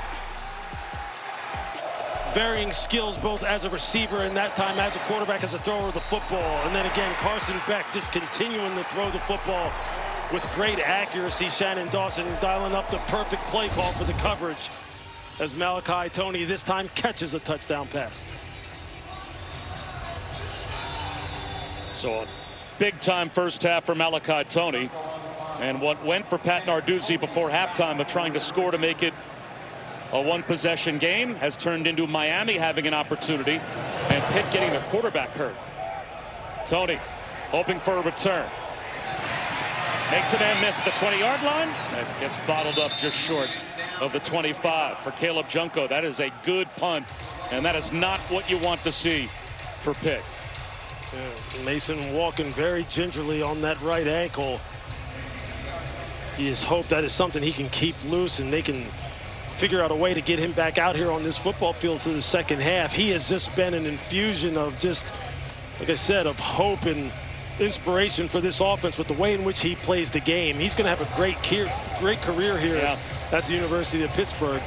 Just got to keep him healthy. Hopefully he can come back out in the second half. From his first start, he threw for 4 touchdowns and 323 yards against BC, and it has been basically the top of the ACC statistical columns passing since. Shamar Brown. Miami going to play it conservatively here without field position on their side.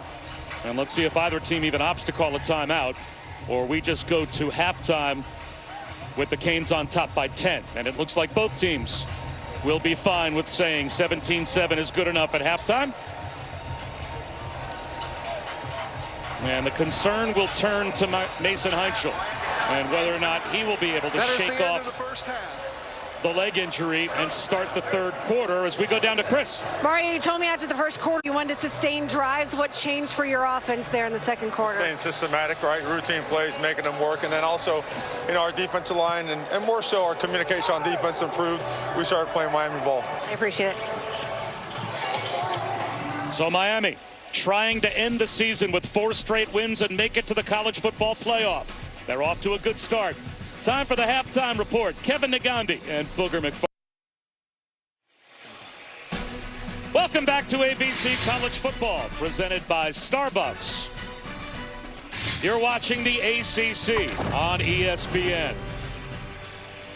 The sun has left Pittsburgh. It's gotten colder. Winter has arrived here in the Steel City, but it's the team from South Florida that has the 10-point lead as they are trying to make their way to the college football playoff. Bob Wischusen here with Louis Riddick. Chris Budden on the sidelines as well. And Miami starts the third quarter with the ball and a 10-point lead. This is a big possession to begin the third. No question. For Miami and Pittsburgh. For Miami, you can really put some distance between you and Pittsburgh right now and let your defense really hunt the quarterback because you know Pittsburgh's going to be in throw mode. For Pittsburgh, look, you've got to get a 3-and-out. You've got to get them off the football field, get the quarterback back on the football field, and see if they can get this passing game going like it was going at different points in time in the first half. So this, without question, this first series is going to go a long way towards determining how this football game goes. And Chris Budden was down on the sideline. We'll check in with her in a moment.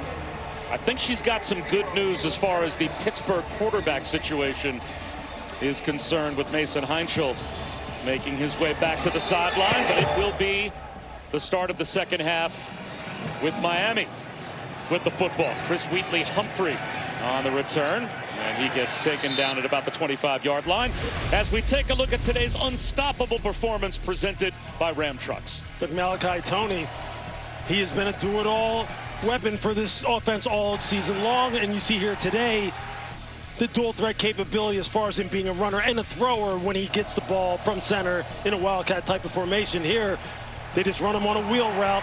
They set up the route combination perfectly for the coverage. He comes wide open, and Carson Beck just lays it right on him. He's going to play a crucial role as this game winds down, because not only is he a big play threat, with his running ability, his catch and run ability, he's a guy who can also just move the chains as well. Gerard Pringle starts off the second half with about an 8-yard run. And Chris Budden, an injury update, Chris, on Mason Heinschel. Yeah, Pat Narduzzi said that he is good to go in this second half. Watched him warm up coming out of the locker room. He looked very good even after coming off and going to the locker room after that last possession. Pat Narduzzi also told me, listen, we just got to stop shooting ourselves in the foot with stupid penalties, and we'll be able to sustain drives. Well, the question's going to be, Lewis, what will the score be when Heinschel gets back on the field? Can Pitt get a stop on this drive, or will they really have a deep hole to dig out of? But right now, you can get right inside the mind of Shannon Dawson and Mario Cristobal. They're telling their big offensive line, we're going to lean on you right now.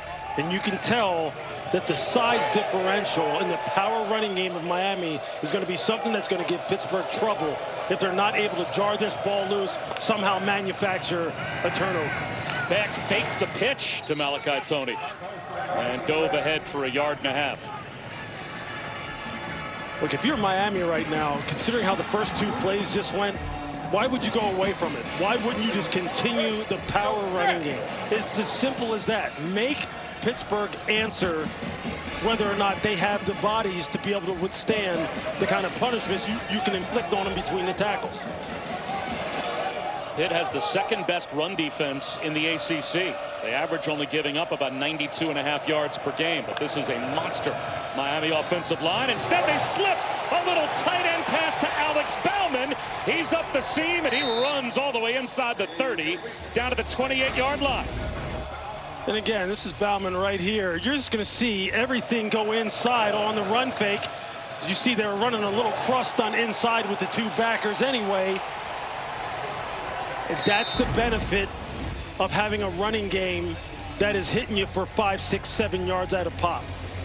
Linebackers become very aware of the fact that we have to support our undersized defensive front in this between the tackles running game, and it opens things up on the perimeter in the play action passing game.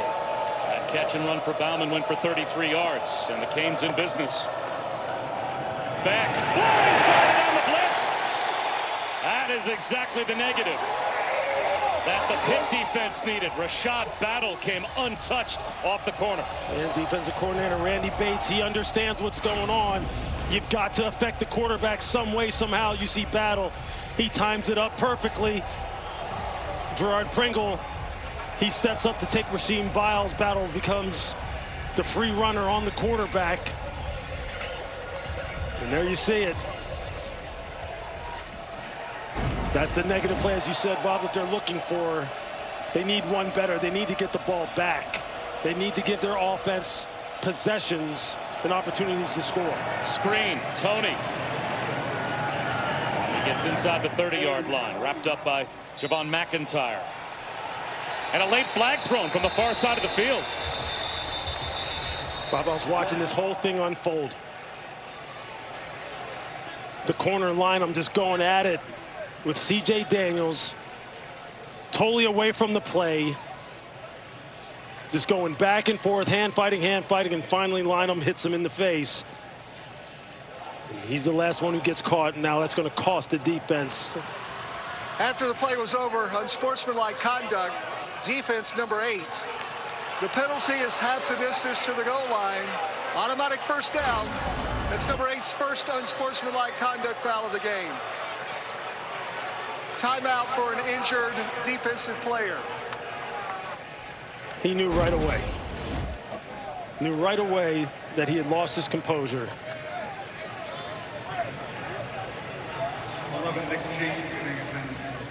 And that's Nick James, an interior defensive lineman, down for Pitt.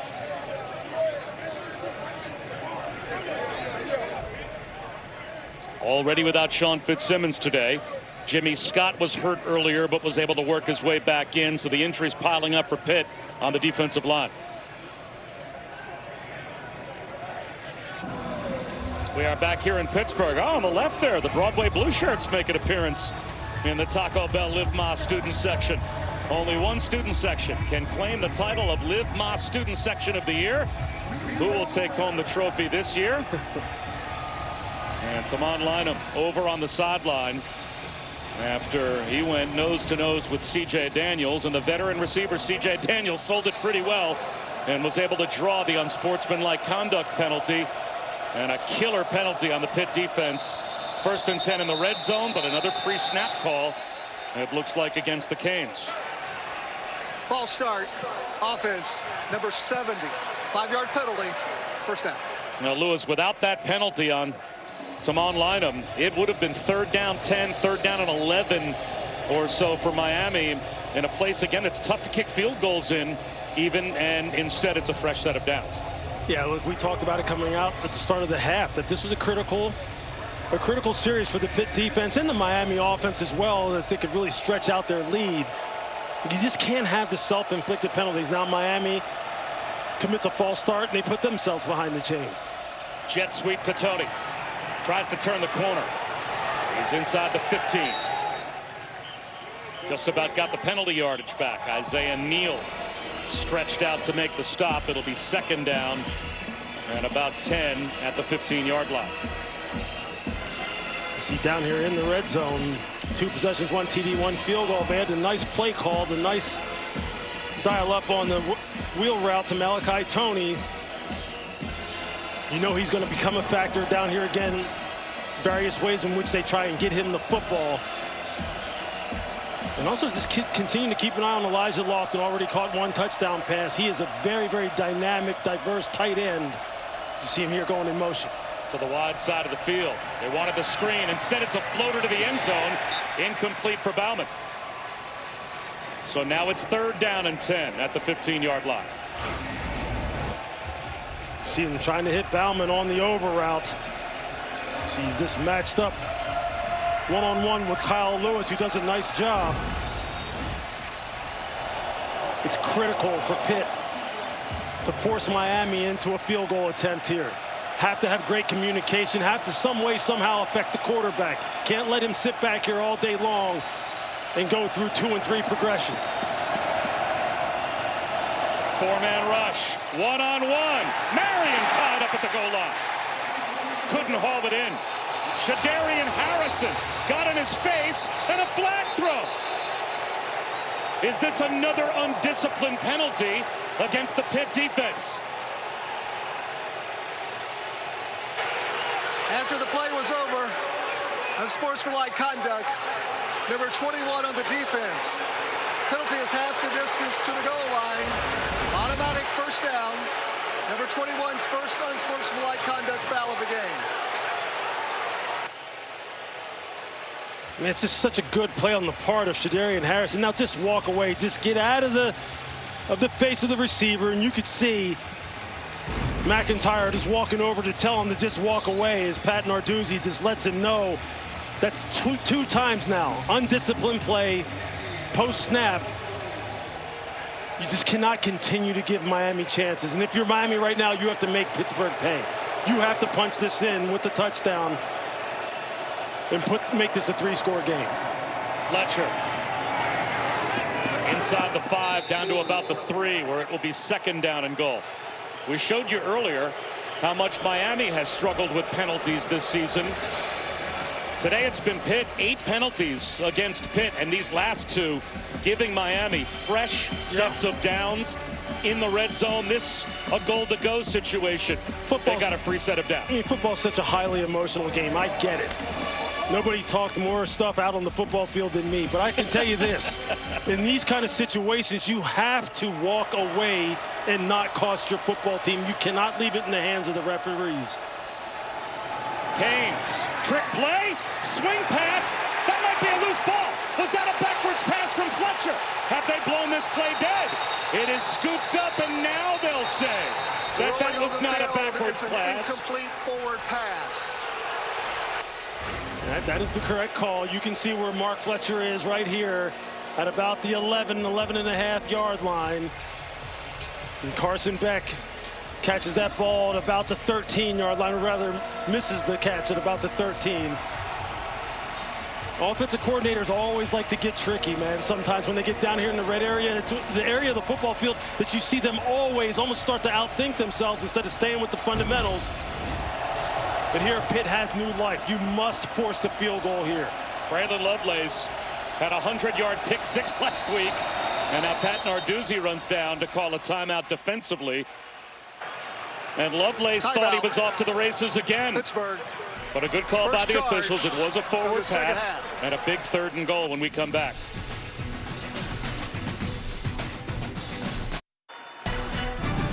ABC College Football, presented by Starbucks, is brought to you by Ram Trucks, official sponsor of the College Football Playoff. Nothing stops Ram. Kenny Pickett was a freshman quarterback back on Black Friday in 2017 when 4-7 Pitt pulled off the upset. And they beat number 2 undefeated Miami 24-14. They're trying to pull off another upset today, but making it hard on themselves. 8 penalties for 73 yards, 2 huge calls on this drive alone. And Malachi Toney has been the story for Miami offensively. After the timeout called by Pat Narduzzi, the 3rd down and goal for the Canes. Fletcher right up the gut, spinning at the goal line. Does he break the plane? Yes, he does for a Canes touchdown. And Miami a point after away from a 3-score lead.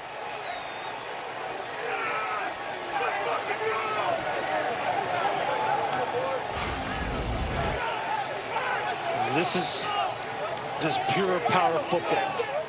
Mark Fletcher, 225+ pounds, and you can see the impact that he has at the point of attack. Kyle Lewis comes in there to try and put a hit on him. The safety's trying to fill down in the A-gaps on him, and he just carries everyone with him into the end zone.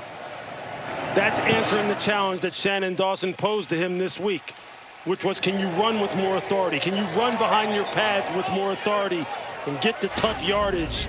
He's just going to come right downhill. And just look at the impact that he has at the point of attack right before he gets to the goal line. Just right there. And you see the safety, number 12, Cruz Brookins, come in and try and put a hit on him, but there's nothing you can do when that train starts rolling down the tracks. There's just nothing you can do. After calling the option pass on 2nd down, you're wondering, and maybe Mark Fletcher was as well, what were we waiting for? Just bully ball right up the middle, and that was, in addition to the penalties, Lewis, a big part of that drive. Miami's run game, and they just seem to exert their will against the Pitt defense. Yeah, that 12-play, 75-yard TD drive that they just went on, I mean, that obviously was aided, as you said, like by Pitt's judgment errors, not controlling your emotions, understand the circumstances of the game, Don't get into jawing matches with these players, man, when you're trying to give your offense more chances to get back out on the field. Now you're down 3 scores against a Miami defense that is going to be dialing up the pass rusher you can count on. Mason Heinchel is going to be out there to start the next Pitt possession as Deuce Spann gets a chance for a return, and he won't get much. Driven back at about the 17-yard line. And this week on Sunday NFL Countdown at 10 a.m. Eastern on ESPN and the ESPN app, a breakdown of the latest AFC and NFC playoff stakes heading into tomorrow's games, and then Monday Night Football. The Patriots and the Giants, 8 Eastern on ESPN, ESPN Deportes, the all-new ESPN app, with Peyton and Eli once again on ESPN2. And as a Jets guy, it just warms my heart to see the Patriots back up atop the AFC East standings. It's just tremendous. I missed it. It's been a while.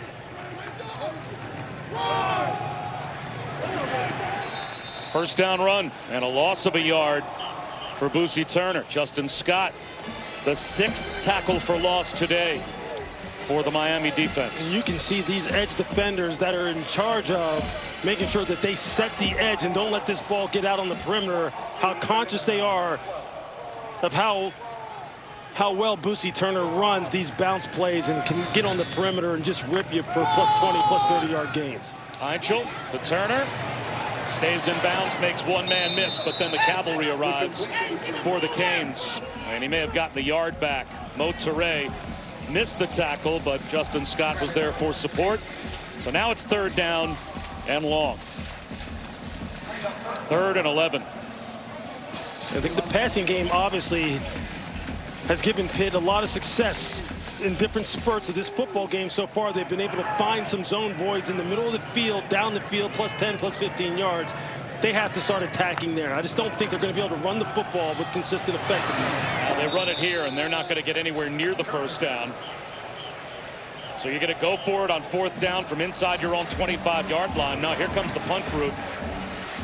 And that is not going to make the Pitt Panther fans happy here at Acrisure Stadium. Midway through the 3rd quarter, Miami forces a 3-and-out.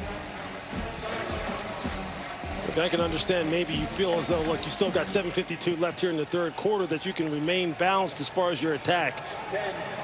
But Mason Heinchel has made some really good decisions, and the passing game has been good. You're going to have to find some ways to produce some chunk plays. Wobbly punt from Caleb Junko, and Tony with a fair catch at the U41-yard line.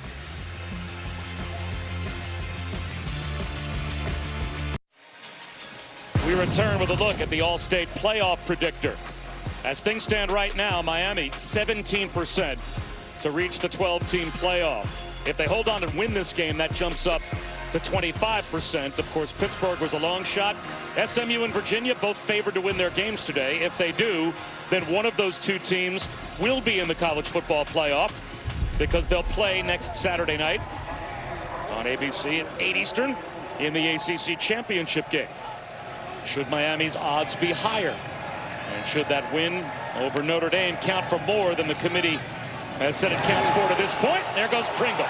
The true freshman down the sideline, Gerard Pringle. A check play in the run game for the Canes. And they're back in business again. And you see the offensive line, you see the center, Brockermark, get great position, and then Pringle is able to make the safety miss coming down in the alley, and then he's out the gate and has to be run down by Kyle Lewis. But this is just great blocking at the point of attack. It all starts with the center, James Brockermeyer, who I think is one of the unsung heroes of this offensive line as it relates to the running game. He is a tone setter for this punishing Miami ground attack. Screen to Tony. Broke a tackle. What balance to stay on his feet. All Cruz Brookins could do is get up and say, man, I thought I had him, but Tony escaped. You're just wondering, like, they were taking a look to see if that left knee hit the ground, but you can see Tony here one-on-one in space. He is just a nightmare. I think he stayed up, Lewis. Yeah, he gets that left hand down. That left knee comes close, but it never touches. I mean, that's just... Just another example of just how dynamic this young man is as an athlete. They may want to review it just to be sure. But as things stand now, it'd be 1st and goal, Canes at the 9-yard line. And it certainly looked like Malachi Tony kept his knees off the ground. Timeout. The previous play is under further review to see if the runner's arm hit the ground. And if his forearm comes down, there is a good look. A reverse angle. We saw the hand plant, but the forearm being down, it looks like is going to potentially end up moving the Canes back a bit. Again, the ACC Game Day Operations Center in Charlotte will take a look. So this is the shot that just came in from the program, Right. and now we're going to be able to look at that. So let's show replay D, and then see now that we see that we have a forearm down. We're going to overturn the ruling on the field, and we're going to put it down where the forearm is there. Right. So we had a first down, and now we're going to have a second down. We're going to overturn the ruling on the field. We'll have Miami ball, and we're going to have second down. And we're going to be putting this at the 16-yard line, and this will be 2nd and 5. Gotcha. And we're going to be at #1. Is everybody in agreement? Yes, sir. Yes, sir. Thank you. Yep.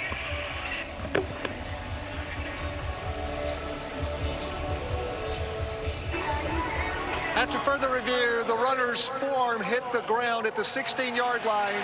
The ball will be brought back to that spot, 2nd down. Well, listening into the ACC Game Day Operations Center should become the standard in every league in sports. Yeah, it should. No question. No question. They're able to piece together all the different camera angles and arrive at the most accurate decision that they can possibly arrive at and make sure that the game is being officiated fairly and equitably. And there's a great example of it. Had a great angle, a great look at it. The right wrist forearm of Malachi Tony hitting the ground down at that spot. Malachi Tony lines up again to take the direct snap. Shamar Brown to his right. Straight run to the corner. Turns the corner. Malachi Tony, 1st and goal, Canes, as he cruises out of bounds at the 4. There's a nice top of Shamar Brown out there on the perimeter, blocking on the edge man on the line of scrimmage, on run support. Malachi Tony just making a nice effort to just get to the edge and then get the ball upfield. You don't set the edges against this running game with the speed and dynamic playmakers that they make. They're just going to rip you for +8, +10-yard runs. Miami's starting to really dial it up, this punishing ground attack. And they've got their jumbo group on the field. They hand it to Shamar Brown. He gets a shove. He's at the goal line, and he's in for another Canes touchdown with a flag thrown right at the end of the play.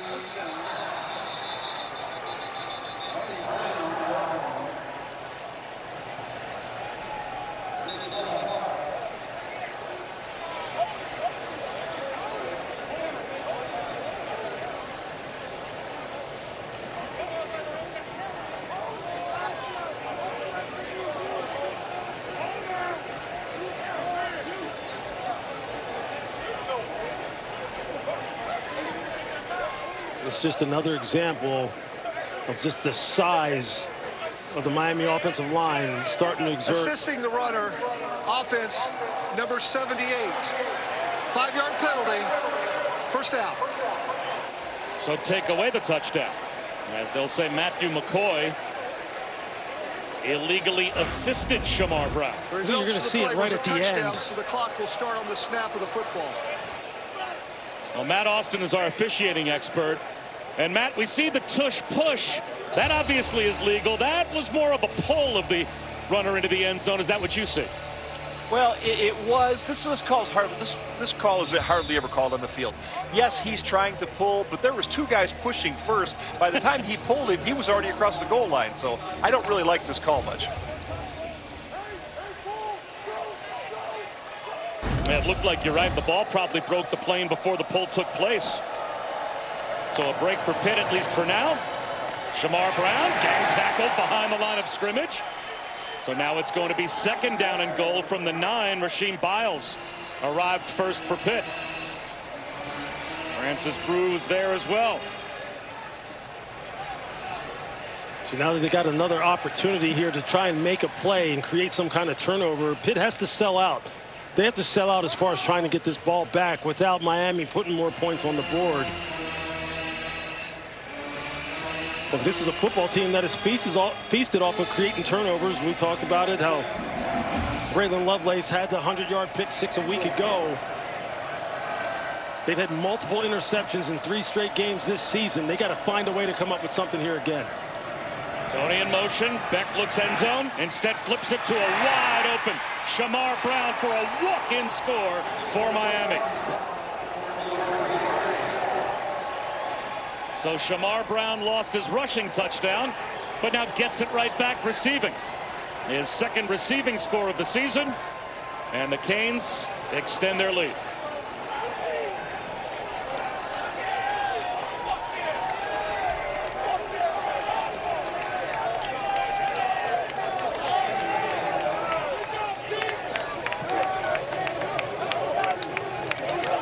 Pitt just selling out to try and create some pressure, and Shamar Brown just leaks through the line of scrimmage out to the left flat. No one relates to him.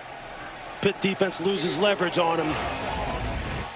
You're just going to see Shamar Brown here. He's just going to leak right out here into the flat. You're going to see 2 underneath droppers. You're going to see a safety drop down here in the box as well. So basically just playing 3 deep, 2 under. And they just lose track of him. It's easy, just walk in. That's the risk you run when you vacate zones, trying to create more pressure by sending extra defenders after the quarterback. If you don't get there before he's able to find the uncovered outlet, that's what's going to wind up happening. And they protect it just long enough to get the ball to Shamar Brown. Carson Beck just continues the hot month that he has had throwing the football, and he has looked sharp here today. We talked about the style points last week that Miami may not have been loading up against Virginia Tech. It is a different story this week against a ranked opponent on the road. Right now Miami is beating Pitt and on the way possibly to beating them in this building, even worse than Notre Dame beat them a couple of weeks ago. Yeah, for all the people who say that style points don't matter, yes they do. And this right here is an impressive performance. This is a dominating performance on the part of the Miami Hurricanes in basically all phases. And that score is indicative of that. 31-7 with 4:28 left in the third. Well, if you want a scoreboard watch this game coming up at 3:30 Eastern on ABC and the ESPN app. LSU will take on Oklahoma. And then another game for Miami to keep their eyes on. Auburn, Alabama in the Iron Bowl at 7:30 as Brent Venables and the Sooners are trying to lock up a spot in the college football playoff. Will they with a win today? Right now they're ranked 8th. So they're on the right side of the bubble. Miami right now on the outside looking in, but they have looked tremendous today. Mason Heinchel. Incomplete. Trying to squeeze one into a tight window to C.J. Lee. You know, ironically, one of the things that people talk about when we're talking about comparing resumes and comparing styles of play and how teams progress throughout the year and whether or not their play is ascending or descending, a lot of arguments have been made for Notre Dame, and rightfully so, at the level of football that they're playing. How they look when they're playing the game relative to how they looked week 1 when they lost to the Miami Hurricanes. Look at the Miami Hurricanes over the past month. You're going to tell me this isn't an ascending football team? You're going to tell me this isn't one of the top 12 teams, top 10 teams in the country? This team is playing as good as anyone. With the way that they're hitting on all cylinders offensively now, run game, pass game, defensively, they can rush the passer. They can absolutely shut you down in the run game. In the return game, they can rip you for explosive plays there. This is one of the best teams in the country. And the Miami argument, and I agree with it, if the win week 1 doesn't matter in the conversation, then why play it? Why schedule it? Exactly. If you're not going to get credit for that head-to-head win against Notre Dame. And if they get into a close enough conversation with Notre Dame, and they beat them. Right, and these are the kind of games that matter when you start having that discussion too. Heinchel finds C.J. Lee running free. Lee's down the sideline, and boy, that was a great job by Mason Heinchel to climb the pocket, keep his composure. And he is just very good at this as a young quarterback now with making his 8th start. He's just got great pocket awareness. He's got that moxie. He's got the instincts to then be able to relocate where all his wide receivers are, find the open guy, and throw a strike. Little jump cut. Jakiri and Turner. And Boosie Turner picks up 2. Hakeem Mesidor made the stop. For Pitt, it's about continuing to keep their foot on the gas here and continuing to operate with some urgency and try and get another score on the board. But they're not going to lay down. They're not going to let Miami just continue to try and build their resume. Backwards pass. Bryce Yates launches one, incomplete. He tried to find Malachi Thomas, the tight end, on the backwards pass option and just overthrew him. So the trick play falls short for Pitt. That'll make it 3rd down and 8.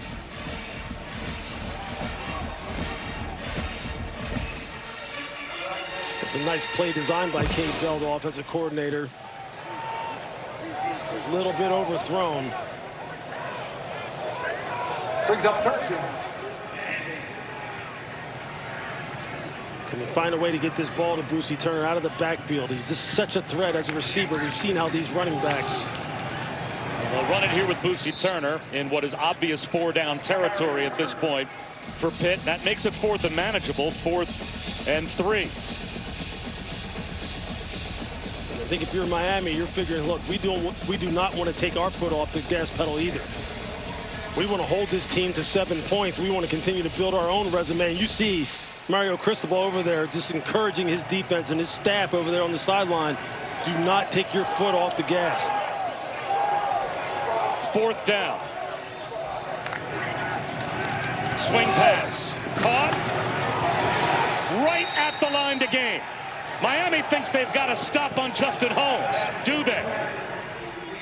Where will they spot the football? Well, it's short of the sticks. It's a heck of an attempt by Xavier Lucas was over there to help on the stop, and it looks like he's short. That should be a takeaway on downs for the Canes. Based on where they have it spotted now, he's a half yard short. It is Miami ball. And look at the defensive coordinator, Corey Heatherman, right in the middle of all of that with Mario Cristobal. The ball goes over on downs. That's just excellent extra effort by Xavier Lucas. Watch the corner number 6 as Mesidor makes the first hit, and then here comes Xavier Lucas just throwing that shoulder in there to hold him short of the 1st down marker. Well, again, the ACC Game Day Operations Center, a couple things to look at. The ball also jarred free. Did it make the line to gain? Let's listen in. Riley. Okay, guys. The ruling on the field, the ball came out. Okay. It went backwards behind the line to gain. Got it. So with this one, we have the ball as there's no progress. We have a fumble. The ruling on the field was a fumble with the ball going out of bounds, correct? Correct. Okay, so when we're looking at this here, we're going to see the contact with the defender. We're going to now check the feet of the runner, which if we go to the far handheld, Remus, we're going to go look at this, and we're going to see that the runner is inbounds, and then the ball comes out. And then the ball comes out behind the goal line, the line to gain. The ruling on the field is upheld based off of all of this. Is everybody in agreement? I agree. Okay, I'm looking at anything else coming in, and Anything else? we're in a good place. They're all the same. The ruling on the field is upheld, everybody. All right, first Thanks, down. everyone. First down on the 31, Riley. After further review, the ruling on the field is upheld. And the Miami sideline is reacting as if they got a stop on downs in a tied game. Yeah, they know how important all of these points and the margin of victory is. Yeah, do not tell me that, how you win doesn't matter. Of course it matters. I mean, Mario Cristobal is showing you right there. They want to play to a standard. They want a very convincing, thorough type of football game played here. And they want to come out of this game with a very convincing, thorough type of win. And the extra effort right there that Xavier Lucas just showed you, obviously that message was delivered to his players, and they are executing.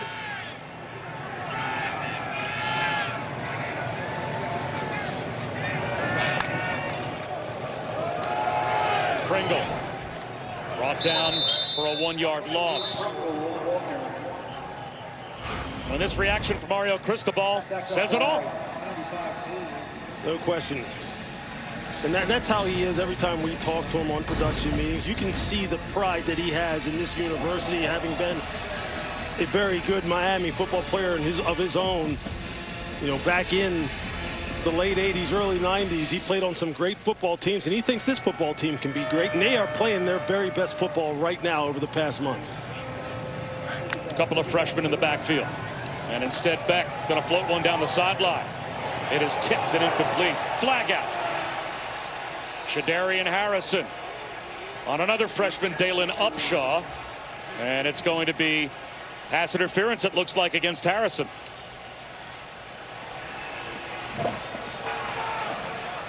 Pass interference, defense number 21. 15-yard penalty from the previous spot. Automatic first down. Look, it's an excellent job of playing press man coverage at the at the onset of the snap. You just cannot impede the wide receiver's ability to get down the field. You got to turn into the wide receiver and make it unquestioned whether or not you are now the guy who's in control of the down, and here you see it. Well, it's 31-7, and there have been some undisciplined penalties for Pat Narduzzi's team, but that looked like pretty good coverage. No, it was. It was great coverage for the first 2/3 of the down. You just got to become the wide receiver and leave no doubt in the referee's mind that you're the one in control of the down. Floating pass, scooped up by Tony. That was a deflected ball out of the hands of Carson Beck. Bruce Brookins made the stop on Tony after a gain of 4. Well, he must have scooped that ball right off the tops of the blades of grass. That ball looked really low. Whew. That's great concentration on the part of Malachi Tony. And as you can see, they are continuing to operate this offense with the intent on getting this ball down the field and putting this ball in the end zone again. I think that teenager number 10's got a future in this game. Yeah, I mean, he's... Man, oh man, there goes Pringle. Breaking tackles, getting a push. And it looks like he's got a first down. And moving up the single season receptions chart in Miami history is the true freshman Malachi Tony. He reclassified. He should be in high school. Yeah. And look at that, just 4 catches short of tying the record, 5 of breaking it.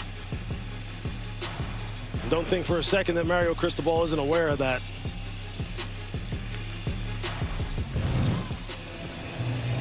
That will take us down to the end of the 3rd quarter. He was only a 3-star prospect, by the way. They might want to get that one relooked at. Yeah. We'll come back after these messages and a word from our ABC stations. He's got all the stars now.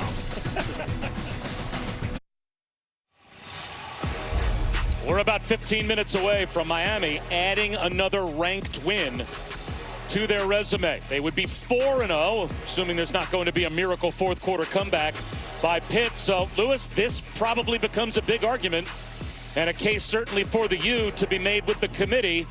They beat Notre Dame head-to-head. Right now, Notre Dame 9th and Miami 12th. Yeah, and look, I've heard people talk about the fact that when they watch Notre Dame play, that they look like a team that's ascending and one of the best teams in the country. Well, when you watch Miami today, what do you see? Do you see one of the best teams in the country? Do you see a well-balanced offense, defense, special teams, dynamic playmaking ability? They've got it all. It'll be an interesting debate in that room. Are they going to be in the discussion for inclusion in the college football playoff or not? We'll see how this weekend unfolds. But as far as how they look on this football field right here today, this team can play with anyone. You're in that room, and they take the vote. Is that head-to-head win for Miami over Notre Dame your deciding factor? Well, look, if you can say that, if you feel as though once you look at all the different criteria and you look at how both of these teams look currently, how they looked against, you know, all the different metrics that they're going to use to try and rank these teams, and if you come out to where you feel as though they are equal and you have to find some kind of tiebreaker, head-to-head has to matter. I don't care when it happened. It has to matter. Otherwise, as Mario Cristobal has said, why would you even schedule these games in the first place if head-to-head didn't matter because it happened in week 1? Right. If you're saying all that matters is currently how you look, well, how do they look right now currently?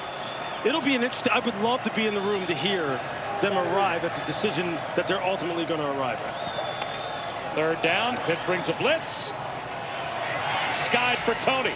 And he couldn't locate it over his shoulder. And Chris, you've done the mock selection. You've been in that room and had at least a mock debate. I know you talked to Malachi Tony after last week's game. Yeah, after their win yesterday, I asked him if he felt like they had anything to prove to the selection committee with their win down in Blacksburg. And he said, listen, we just go out here and handle our business. We can't do anything about how the selection committee views us. But then at the same time, they were throwing a touchdown with 26 seconds left when the game was out of hand. So you did get a feeling of we do have something to prove in terms of style points if we're doing that. Mario Cristobal, he told us, even discussing the previous games against Syracuse and NC State, said, look, I put my 2s and 3s in the game late. Am I supposed to regret the fact that Syracuse scored a late touchdown or NC State scored a late touchdown in games that were over? I mean, this is kind of the hand we're dealt. And he was reacting to the hand that they were dealt last week in a game that was over with a flag down. Offense. Penalties decline. 4th down. It's not an accident. They were throwing a ball to Malachi Tony on 4th down with 25 seconds to go in a game that was over. It was the NFL last week. Miami would have taken a knee. Look, but it's not. Look, they understand what they're up against. They just have to play their very best football that they can possibly play and let the other decision makers arrive at the conclusion they're going to arrive at. That punt right down to the pylon and kept out of the end zone. Can't do it much better than that if you're Bryce Fitzgerald. 1-yard line, the line of scrimmage. Will Miami make the college football playoff? Well, we've been talking about the debate between Miami and Notre Dame. If it comes to that, of course, if they get the results they need, they might not even need that debate. Their potential path to an at-large bid. Oklahoma plays LSU coming up next. The Iron Bowl's later on tonight. Right now, BYU only has a field goal lead at halftime against UCF. And Notre Dame, of course, closing out their season later on tonight on the West Coast. So they would need 2 of those 4 teams to lose, theoretically, to jump up to the 10 spot. And Notre Dame and Miami could both make it if the right teams were to lose. And right now, Miami is doing everything, Lewis, that they can do and handling the only business that they can handle, as they have dominated Pitt for the most part in this game. Which is exactly what Mario Cristobal has said time and time again. And you can just see by the nature in which they're getting after this quarterback here. Again, now they're sending 5 rushers, trying to get some extra heat on the passer, see if they can force Mason Heinzel into an errant throw, maybe a pick-6 type of situation, maybe a safety type of situation. They are not letting up one bit. From the end zone, and this time he finds Jake Overman, and the tight end has a 1st down. Look, we knew coming into this football game that this Hurricane football team was getting healthier and healthier. But they were still missing 2 guys on the defensive side of the ball. David Blay, O.J. Frederick didn't play today. 2 really good players for them. Keontae Scott, the do-it-all, everything star defender who was, I think, just one of the best defensive backs in the country. So down 3 critical players on the defensive side of the ball, and they have still played about as good as you could possibly play for the better part of this game. Mitchell out to the perimeter, hoping for C.J. Lee. Flag comes out. And it looks like Damari Brown may be called for a Miami penalty.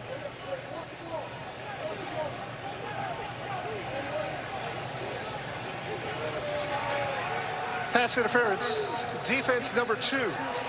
The ball will be placed at the spot of the foul and an automatic 1st down. You see Damari Brown, just great passage at the line of scrimmage again. That right hand gets up on the shoulder pad, though, as the receiver is trying to put on the brakes and come back on that comeback route.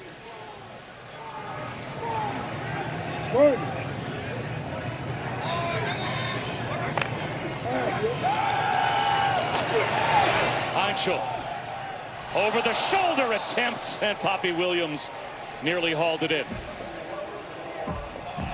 What a nice adjustment on the part of Poppy Williams. It looked like he was just going to run a curl, and really he ran kind of like a stutter and go. Almost comes down with a difficult catch over the outside shoulder. against Bryce Fitzgerald. Give these Pitt players credit. They're continuing to fight as well. Mason Heinzel coming back from what looked like a really painful ankle injury before the end of the first half. Continuing to fire this football down the field, trying to make plays. Four-man rush. There's Boosie Turner with the bobble. And boy, did he get walloped by Jacoby Thomas. We've seen both of these safeties from Miami. Jacoby Thomas, number 8, and then Zechariah Poyser.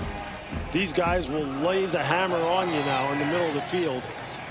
Up-tempo third down. And again, not much there on the check down to Boosie Turner as Wesley Bassane made the tackle 3 yards short of a first down. So now it's going to be 4th down and 3. And I think Pitt is going to punt.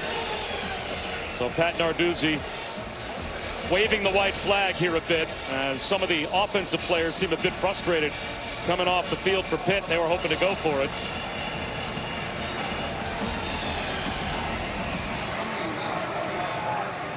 And it is 4th and 3. I mean, I can understand why they want to get out there and try and continue to extend the drive. Malachi Toney, fair catch at the 35-yard line. We will come right back to Pittsburgh in a moment. ABC College Football is presented by the Starbucks Coffee Company. Our thanks to our crew, as they have made Louis Riddick, Bob Wischusen, myself, and Chris Budden look very good all season. We can't appreciate this crew more because pretty much everyone that you're seeing in this picture spent the Thanksgiving holiday here in Pittsburgh getting us set for this broadcast. You guys are the best, and thank you so much for everything that you've done to be away from your families on a holiday weekend as well. And yes, we all choose to do this job, but it doesn't take away from the fact that you make some sacrifices in order to do this great job that we do. And they do it as well as anyone. We just get up here and talk and watch football. They make the whole engine run. It's awesome. And talent is a very loose term. Malachi Toney on the jet sweep, 11 yards and a first down. And based on the fact that every little metric, every little comparison matters, based on the fact that a couple of games ago, Notre Dame won here against Pitt 37-15, Miami being up 31-7, and all their starters are in the game for a reason, Lewis, and the gas pedal remains down. Yeah. I mean, it's just playing out on the football field. They know what it all means. They're going to continue to try and execute at a high level here. And if you're Pitt, you're like, hey, look, you're not trying to build a resume off of us. Now pride comes into it, no question about it. Braylon Lovelace makes the Pitt stop on Fletcher. Gain of 1.5 yards. Yeah, every single starter from Miami on the offensive line, on the perimeter, quarterback, every single starter is in this football game. 10:37 and counting. And that is for a reason.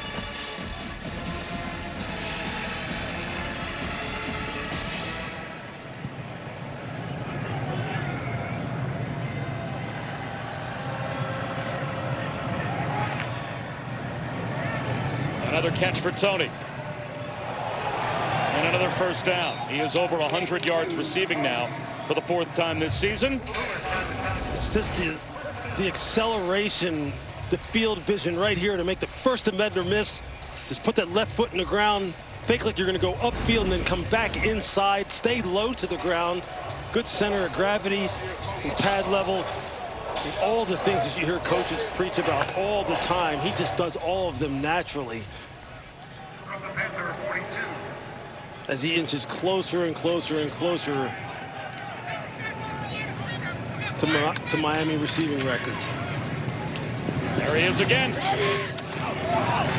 Tiptoes down the sideline, and they'll say he stepped out about 1.5 yards short of another Miami first down. Canes on their way to their 8th win this season by at least 17 points. Ohio State, Texas Tech have both done that 10 times. Utah has also done it 8 times. So Miami would tie Utah for 3rd most 17-point wins in America if the margin stays where it is, as Fletcher picks up the first down.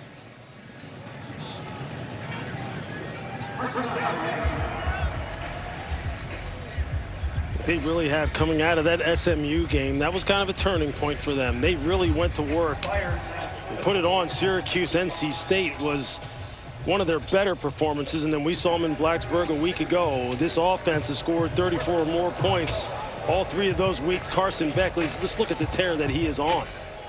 I mean, 8 touchdowns, no interceptions, almost 300 yards per game. And I know that completion percentage of 80%, people say, well, a lot of that has to do with the short intermediate passing game. This young man can throw the football down the field. End around to Tony. Stays on his feet. Ends up getting pounded out of bounds. Cruz Brookins, again, wasn't able to get him down with the first contact. And, Lewis, you mentioned it, the numbers that Carson Beck has been putting up since that overtime SMU loss. And there you go today. He's just going to tack on two more touchdowns, another 200-plus yard performance, another 80%-plus completion percentage day. And look, we've seen it here. We've been sitting here watching it. He looks comfortable in the pocket. He is seeing the field. He can pick up first downs when he needs to. He looks like he's having fun. His body language is great. I mean, everything is clicking for this football team right now. Since that seems to be something people want to talk about, is how are teams playing right now? How are they looking right now? Are they better than they were at the beginning of the season?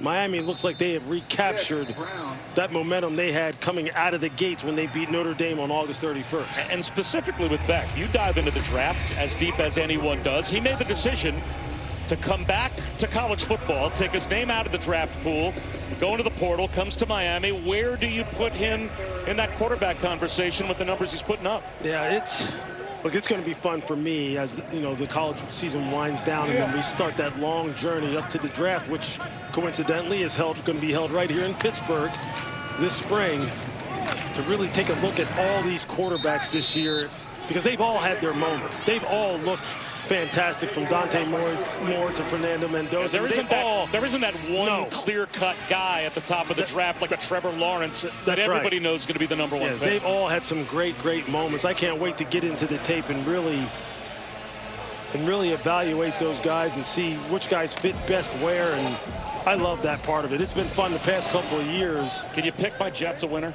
please? Well, some team is going to. It won't be me, but some team's going to try to, that's for sure. I'm going to be sitting right here on this desk in a couple months, having a lot of fun doing it. Underthrown. It looked like Carson Beck wanted to pull that one back, and Cruz Brookins scoops up an interception. Did we just announce her jinx, number 11? Pitt with a takeaway with 6:18 to go. John Mateer getting set as Oklahoma next will take on LSU.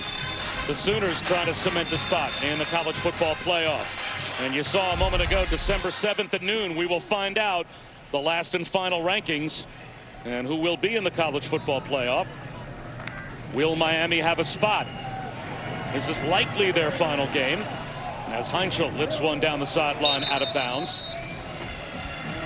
We know Notre Dame's going to play their last game tonight because they can't play in a conference championship game, and Miami would need a lot to break their way to play in the ACC title game. So most likely it'll be a 10-2 finish for the Canes, and this will be the first time that they have finished with back-to-back 10-win seasons since going all the way back to 2002-2003.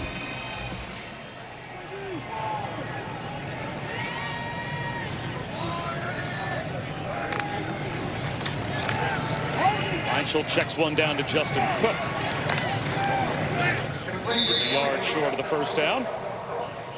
Mo Toure made the tackle.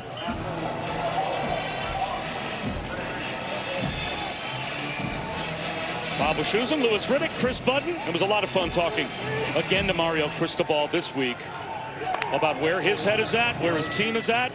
Swing pass to the near side, and Poppy Williams has a first down, and they have come out and executed really start to finish, Lewis, about as well as could be expected. And another terrific performance by a defense that is only allowing barely more than 14 points a game this year. Yeah, like he said, he wouldn't allow himself to get into all the different, possibilities once this game was ended. He really wanted to focus in and dial in on this team's performance in this game. And you can see he has his guys locked in here too now. We're almost inside of 5 minutes in this football game, and every single one of his starters on the defensive side still out there in a game that they are leading 31-7. And last season, they were a defense that gave up over 25 points per game. This year, as you can see, barely over 2 touchdowns per game, and living up to all of those numbers. All of these rankings put them in the top 12 in the country. Number 7 overall in points allowed. Last year, they were number 70. So there is the impact of Corey Heatherman coming in as the defensive coordinator. And who's been more fun to talk to than him? And all the different production meetings we've had this year, I got a chance to talk to him down on the field. And he was just so appreciative of the different conversations we've had with him as he's described his own personal journey to where he is now and how he continues to coach this team as hard as possible. I mean, look at him. They're up 31-7, and look at him. You would think this is a 2-minute situation in the national championship game, and the score is tied. He does not need any caffeinated drinks. He's just fine. He's got all the energy he needs.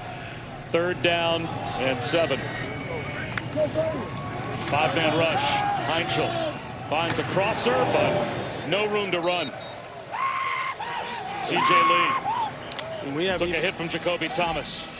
We haven't mentioned the name of Jason Taylor, the Hall of Fame defensive end who tutors the defensive ends on this football team, Akeem Mesidor and Ruben Bain, who have played a very solid football game here today. But look, Corey Heatherman told us the big difference was the communication and the closeness of this unit this year as opposed to last year. And they have just made such a dramatic improvement this year. And Mario Cristobal told us, can you imagine this year's defense with last year's offense? They'd be national title contenders, bar none. Yeah, the only defensive coach that Mario Cristobal brought back from last year was Jason Taylor. And you see it here immediately to start the game. Ahmad Moten just wins in the one-on-one pass rush and gets the sack early on in the football game. Ruben Bain, who's going to be a first-round draft pick. You see the power that he rushes with. I mean, that's what he is. He looks like a defensive tackle playing defensive end like Aaron Donald. And then here, you just got 3 guys. You've got all 3 of them. You've got Mesidor, you got Bain, and you got Moten just all converging on the quarterback. And there you see Jason Taylor on the sideline with his guys. Again, up 31-7, continuing to coach them. 4 sacks, 6 TFLs, 4 quarterback hits today. You knew that this defensive line was going to be tough to contain. They'd be tough to handle. And they proved that once again. And when you see Bain and Mesidor specifically, their technique, you know, they're being tutored by a Hall of Famer. Where do you think you see the biggest influence from a guy like Jason Taylor on how those 2 guys play? Well, he knows that ideally in the NFL, they don't have maybe ideal measurables in terms of arm length, height, what scouts like to call physical ranginess. They're more stout, compact guys. Like if you look at Ruben Bain Jr. down on the football field, he looks like a defensive tackle. Right. But he's got the flexibility and the power and explosiveness of a defensive end. So what Jason likes to tell you is like, hey, look, he's going to he teaches these guys the differences in terms of get off quickness, foot placement, hand placement, pad level, leverage, reading the backs in the backfield, protections, all that stuff to give them a competitive advantage to win more times than not, even if they don't have the ideal physical measurables. And that's what it comes down to, just playing football. And these guys can play football, man. Well, according to Mel Kiper Jr., the top 2 pass rushers in college football projected certainly towards the top of the draft. Who knows, Ruben Bain might go first overall, but it's Bain and Mesidor right now as top 2 prospects at defensive end in the NFL draft. Yeah, which makes this team that much more dangerous were they to get into the college football playoff, because they've got pass rushers that can wreck a game. That's right. In a sudden death type of situation, winner take all type of situation, I'd put this defensive line up against any offensive line or any other defense in college football. A rugby scrum, and Shamar Brown just won't go down. And that will take us down to the 2-minute timeout. So it will be 2 minutes remaining before Miami cements back-to-back 10-win seasons, as Mario Cristobal's team doing all they can do to impress the committee. Louis Riddick, your keys to victory. It's been a dominant performance today for Miami. It sure has. Efficiency versus the blitz. Carson Beck handled it well. Only 2 sacks allowed as an offense. Defensively for Pitt, only allowed less than 100 yards. Miami ran for 134 yards, but it was the punishing nature of some of those runs I really think took a toll on Pitt's defense late. Offensively for Pitt, averaged 4+ yards on first down, 20 plays, 2.3 average. You saw them in those long second and third down type of situations. That's just not where they want to be. And then defensively for Miami, 4 or more sacks. They're right at 4. They have really dominated in certain aspects and certain points of the game with their defensive line. A thorough performance. Bouncing is Shamar Brown, and he'll go down at the line of scrimmage. A timeout called. Timeout, Pittsburgh. That is the Pat Narduzzi is going to use his timeouts. Game clock operator set the clock to 1:53. Look, gives us a chance to take a look at the day Malachi Tony has held power.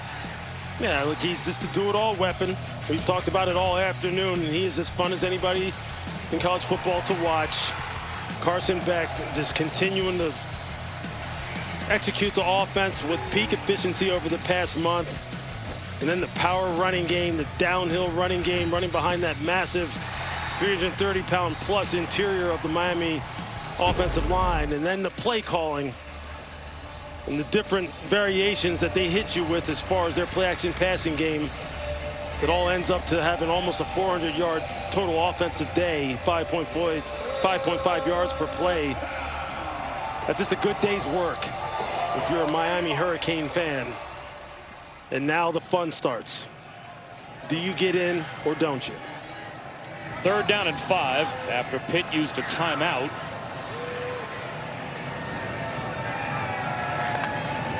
They'll rush 4. Beck. That's a first down catch. C.J. Daniels, number 6 among active receivers in career yards. He piled up yards at Liberty, briefly at LSU as well, and he's over 2,800 career yards now.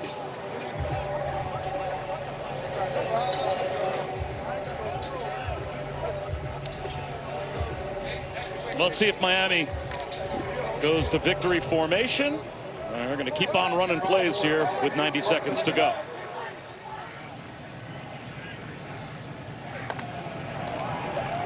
And they run it with Brown. 7 more yards for Shamar Brown. LSU Oklahoma is coming up next. Kip Lewis, the leading tackler for the Sooners, will try and shut down LSU and do the best that the Sooners can do to cement a spot in the college football playoff, as they are in the top 8. And as long as you are in the top 10, you're going to get one of those at-large bids. Play action for Beck. He's going to take a shot for C.J. Daniels into the end zone. Oh, he caught it for a touchdown. With a defender right in his face, C.J. Daniels adds to the Miami lead. Basically the same way they topped off the game last week with the touchdown pass to Malachi Tony. This is a heck of an individual effort by C.J. Daniels. Wow. I mean, it's nice for them to have him back. He had missed a few games due to injury. He started off the season with that fantastic one-hand catch against Notre Dame in the red zone, where he went up and just snagged it out of the air with one hand. And here maybe he finishes their regular season with the same kind of spectacular catch to really put an explanation point on this game. Wonder if that deep pass in any way was a reaction to Pat Narduzzi using a timeout. All right, we're just trying to run the ball to kind of end the game here. I guess if Pitt calls timeout, we'll take another shot. Look at the release out there on the top of your screen to the right. And Carson Beck just lays it up and says, hey, just go up and make a 50-50 ball type of win. Great release. Defensive back is never able to get his hands on him. And then here, the ball slightly underthrown, works back through the defensive back. I mean, that's as good as it gets. That's as good as it gets. That's the 28th career receiving touchdown collegiately for C.J. Daniels. And that is his 7th this season, right atop the ACC touchdown reception standings. He was in a tie for first coming into today, so at least for now he's in first place by himself. And Carson Beck now with 25 touchdown passes this season against 10 interceptions.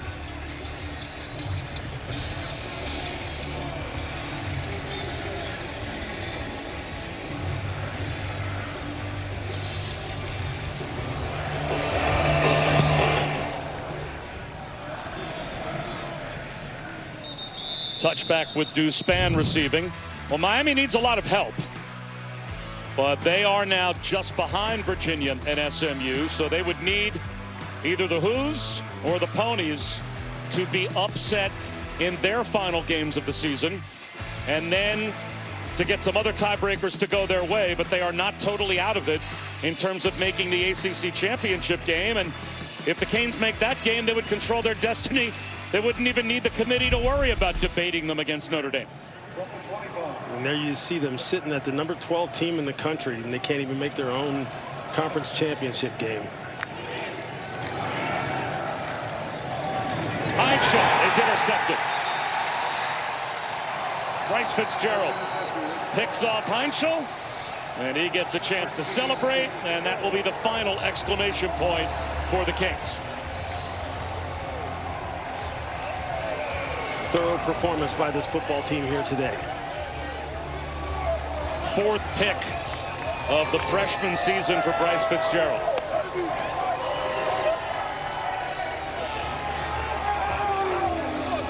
There's no way you can look at this football team and say it isn't one of the best teams in the country. Cannot wait to see the decision-making process that is undertaken as far as trying to determine what are the 12 best teams in the country and let them go at it. Well, Mario Cristobal said it.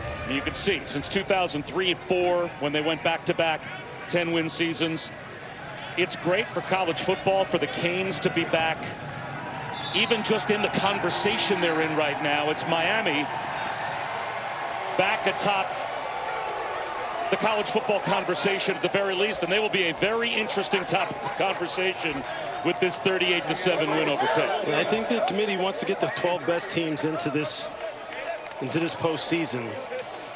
I don't envy the job that they're going to have to undertake now as the rest of this day plays out. But this football team right here that we have now seen for the 3rd time this season, in my opinion, it should be one of them. 38-7 is your final. Malachi Tony, another tremendous performance, but historic freshman season for Tony. And all smiles for Carson Beck. Why not? 3 more touchdown receptions and a little bit of a gathering in midfield. A little bit of a jawing back and forth at a couple of different spots, but you can see mostly good sportsmanship between Pitt and the Canes. Yeah, mostly. Let's go down to Chris. Back-to-back 10-win seasons for you guys. When you look at this season as a whole and playing some of your best football down this stretch, what are you most proud of right now? Well, the fact that this is a college football playoff team. I think we've all seen it. We know it. Proud of the way our guys came out, dominated from start to finish. And certainly we left a lot of points on the board as well, but you know, we're really starting to click. We're getting some guys healthy. We still didn't have our top corner back. He's going to be back in about a week. Our defensive tackle was still out, so we're looking at even getting way better here in the next couple weeks. You didn't want to stump for your team until this game was over. For the selection committee watching today, what do you hope that they saw out of Miami football? Complete dominance. You know, a team that just we've got great players in all phases, and we're playing great football in all phases. And you know what? The best part about football, you get to settle it on the field, where head-to-head is always the #1 criteria for anything regarding athletics and football. I appreciate the time. Congratulations. Go Canes. Mario Cristobal, message delivered. 38-7 is the final. Miami over Pitt. For Louis Riddick and Chris Budden, I'm Bob Wischusen. Thanks so much for watching. We say so long for Pittsburgh. Back to the studio. Alongside Booger McFarland, here's Kevin Nagandi. Bob, thank you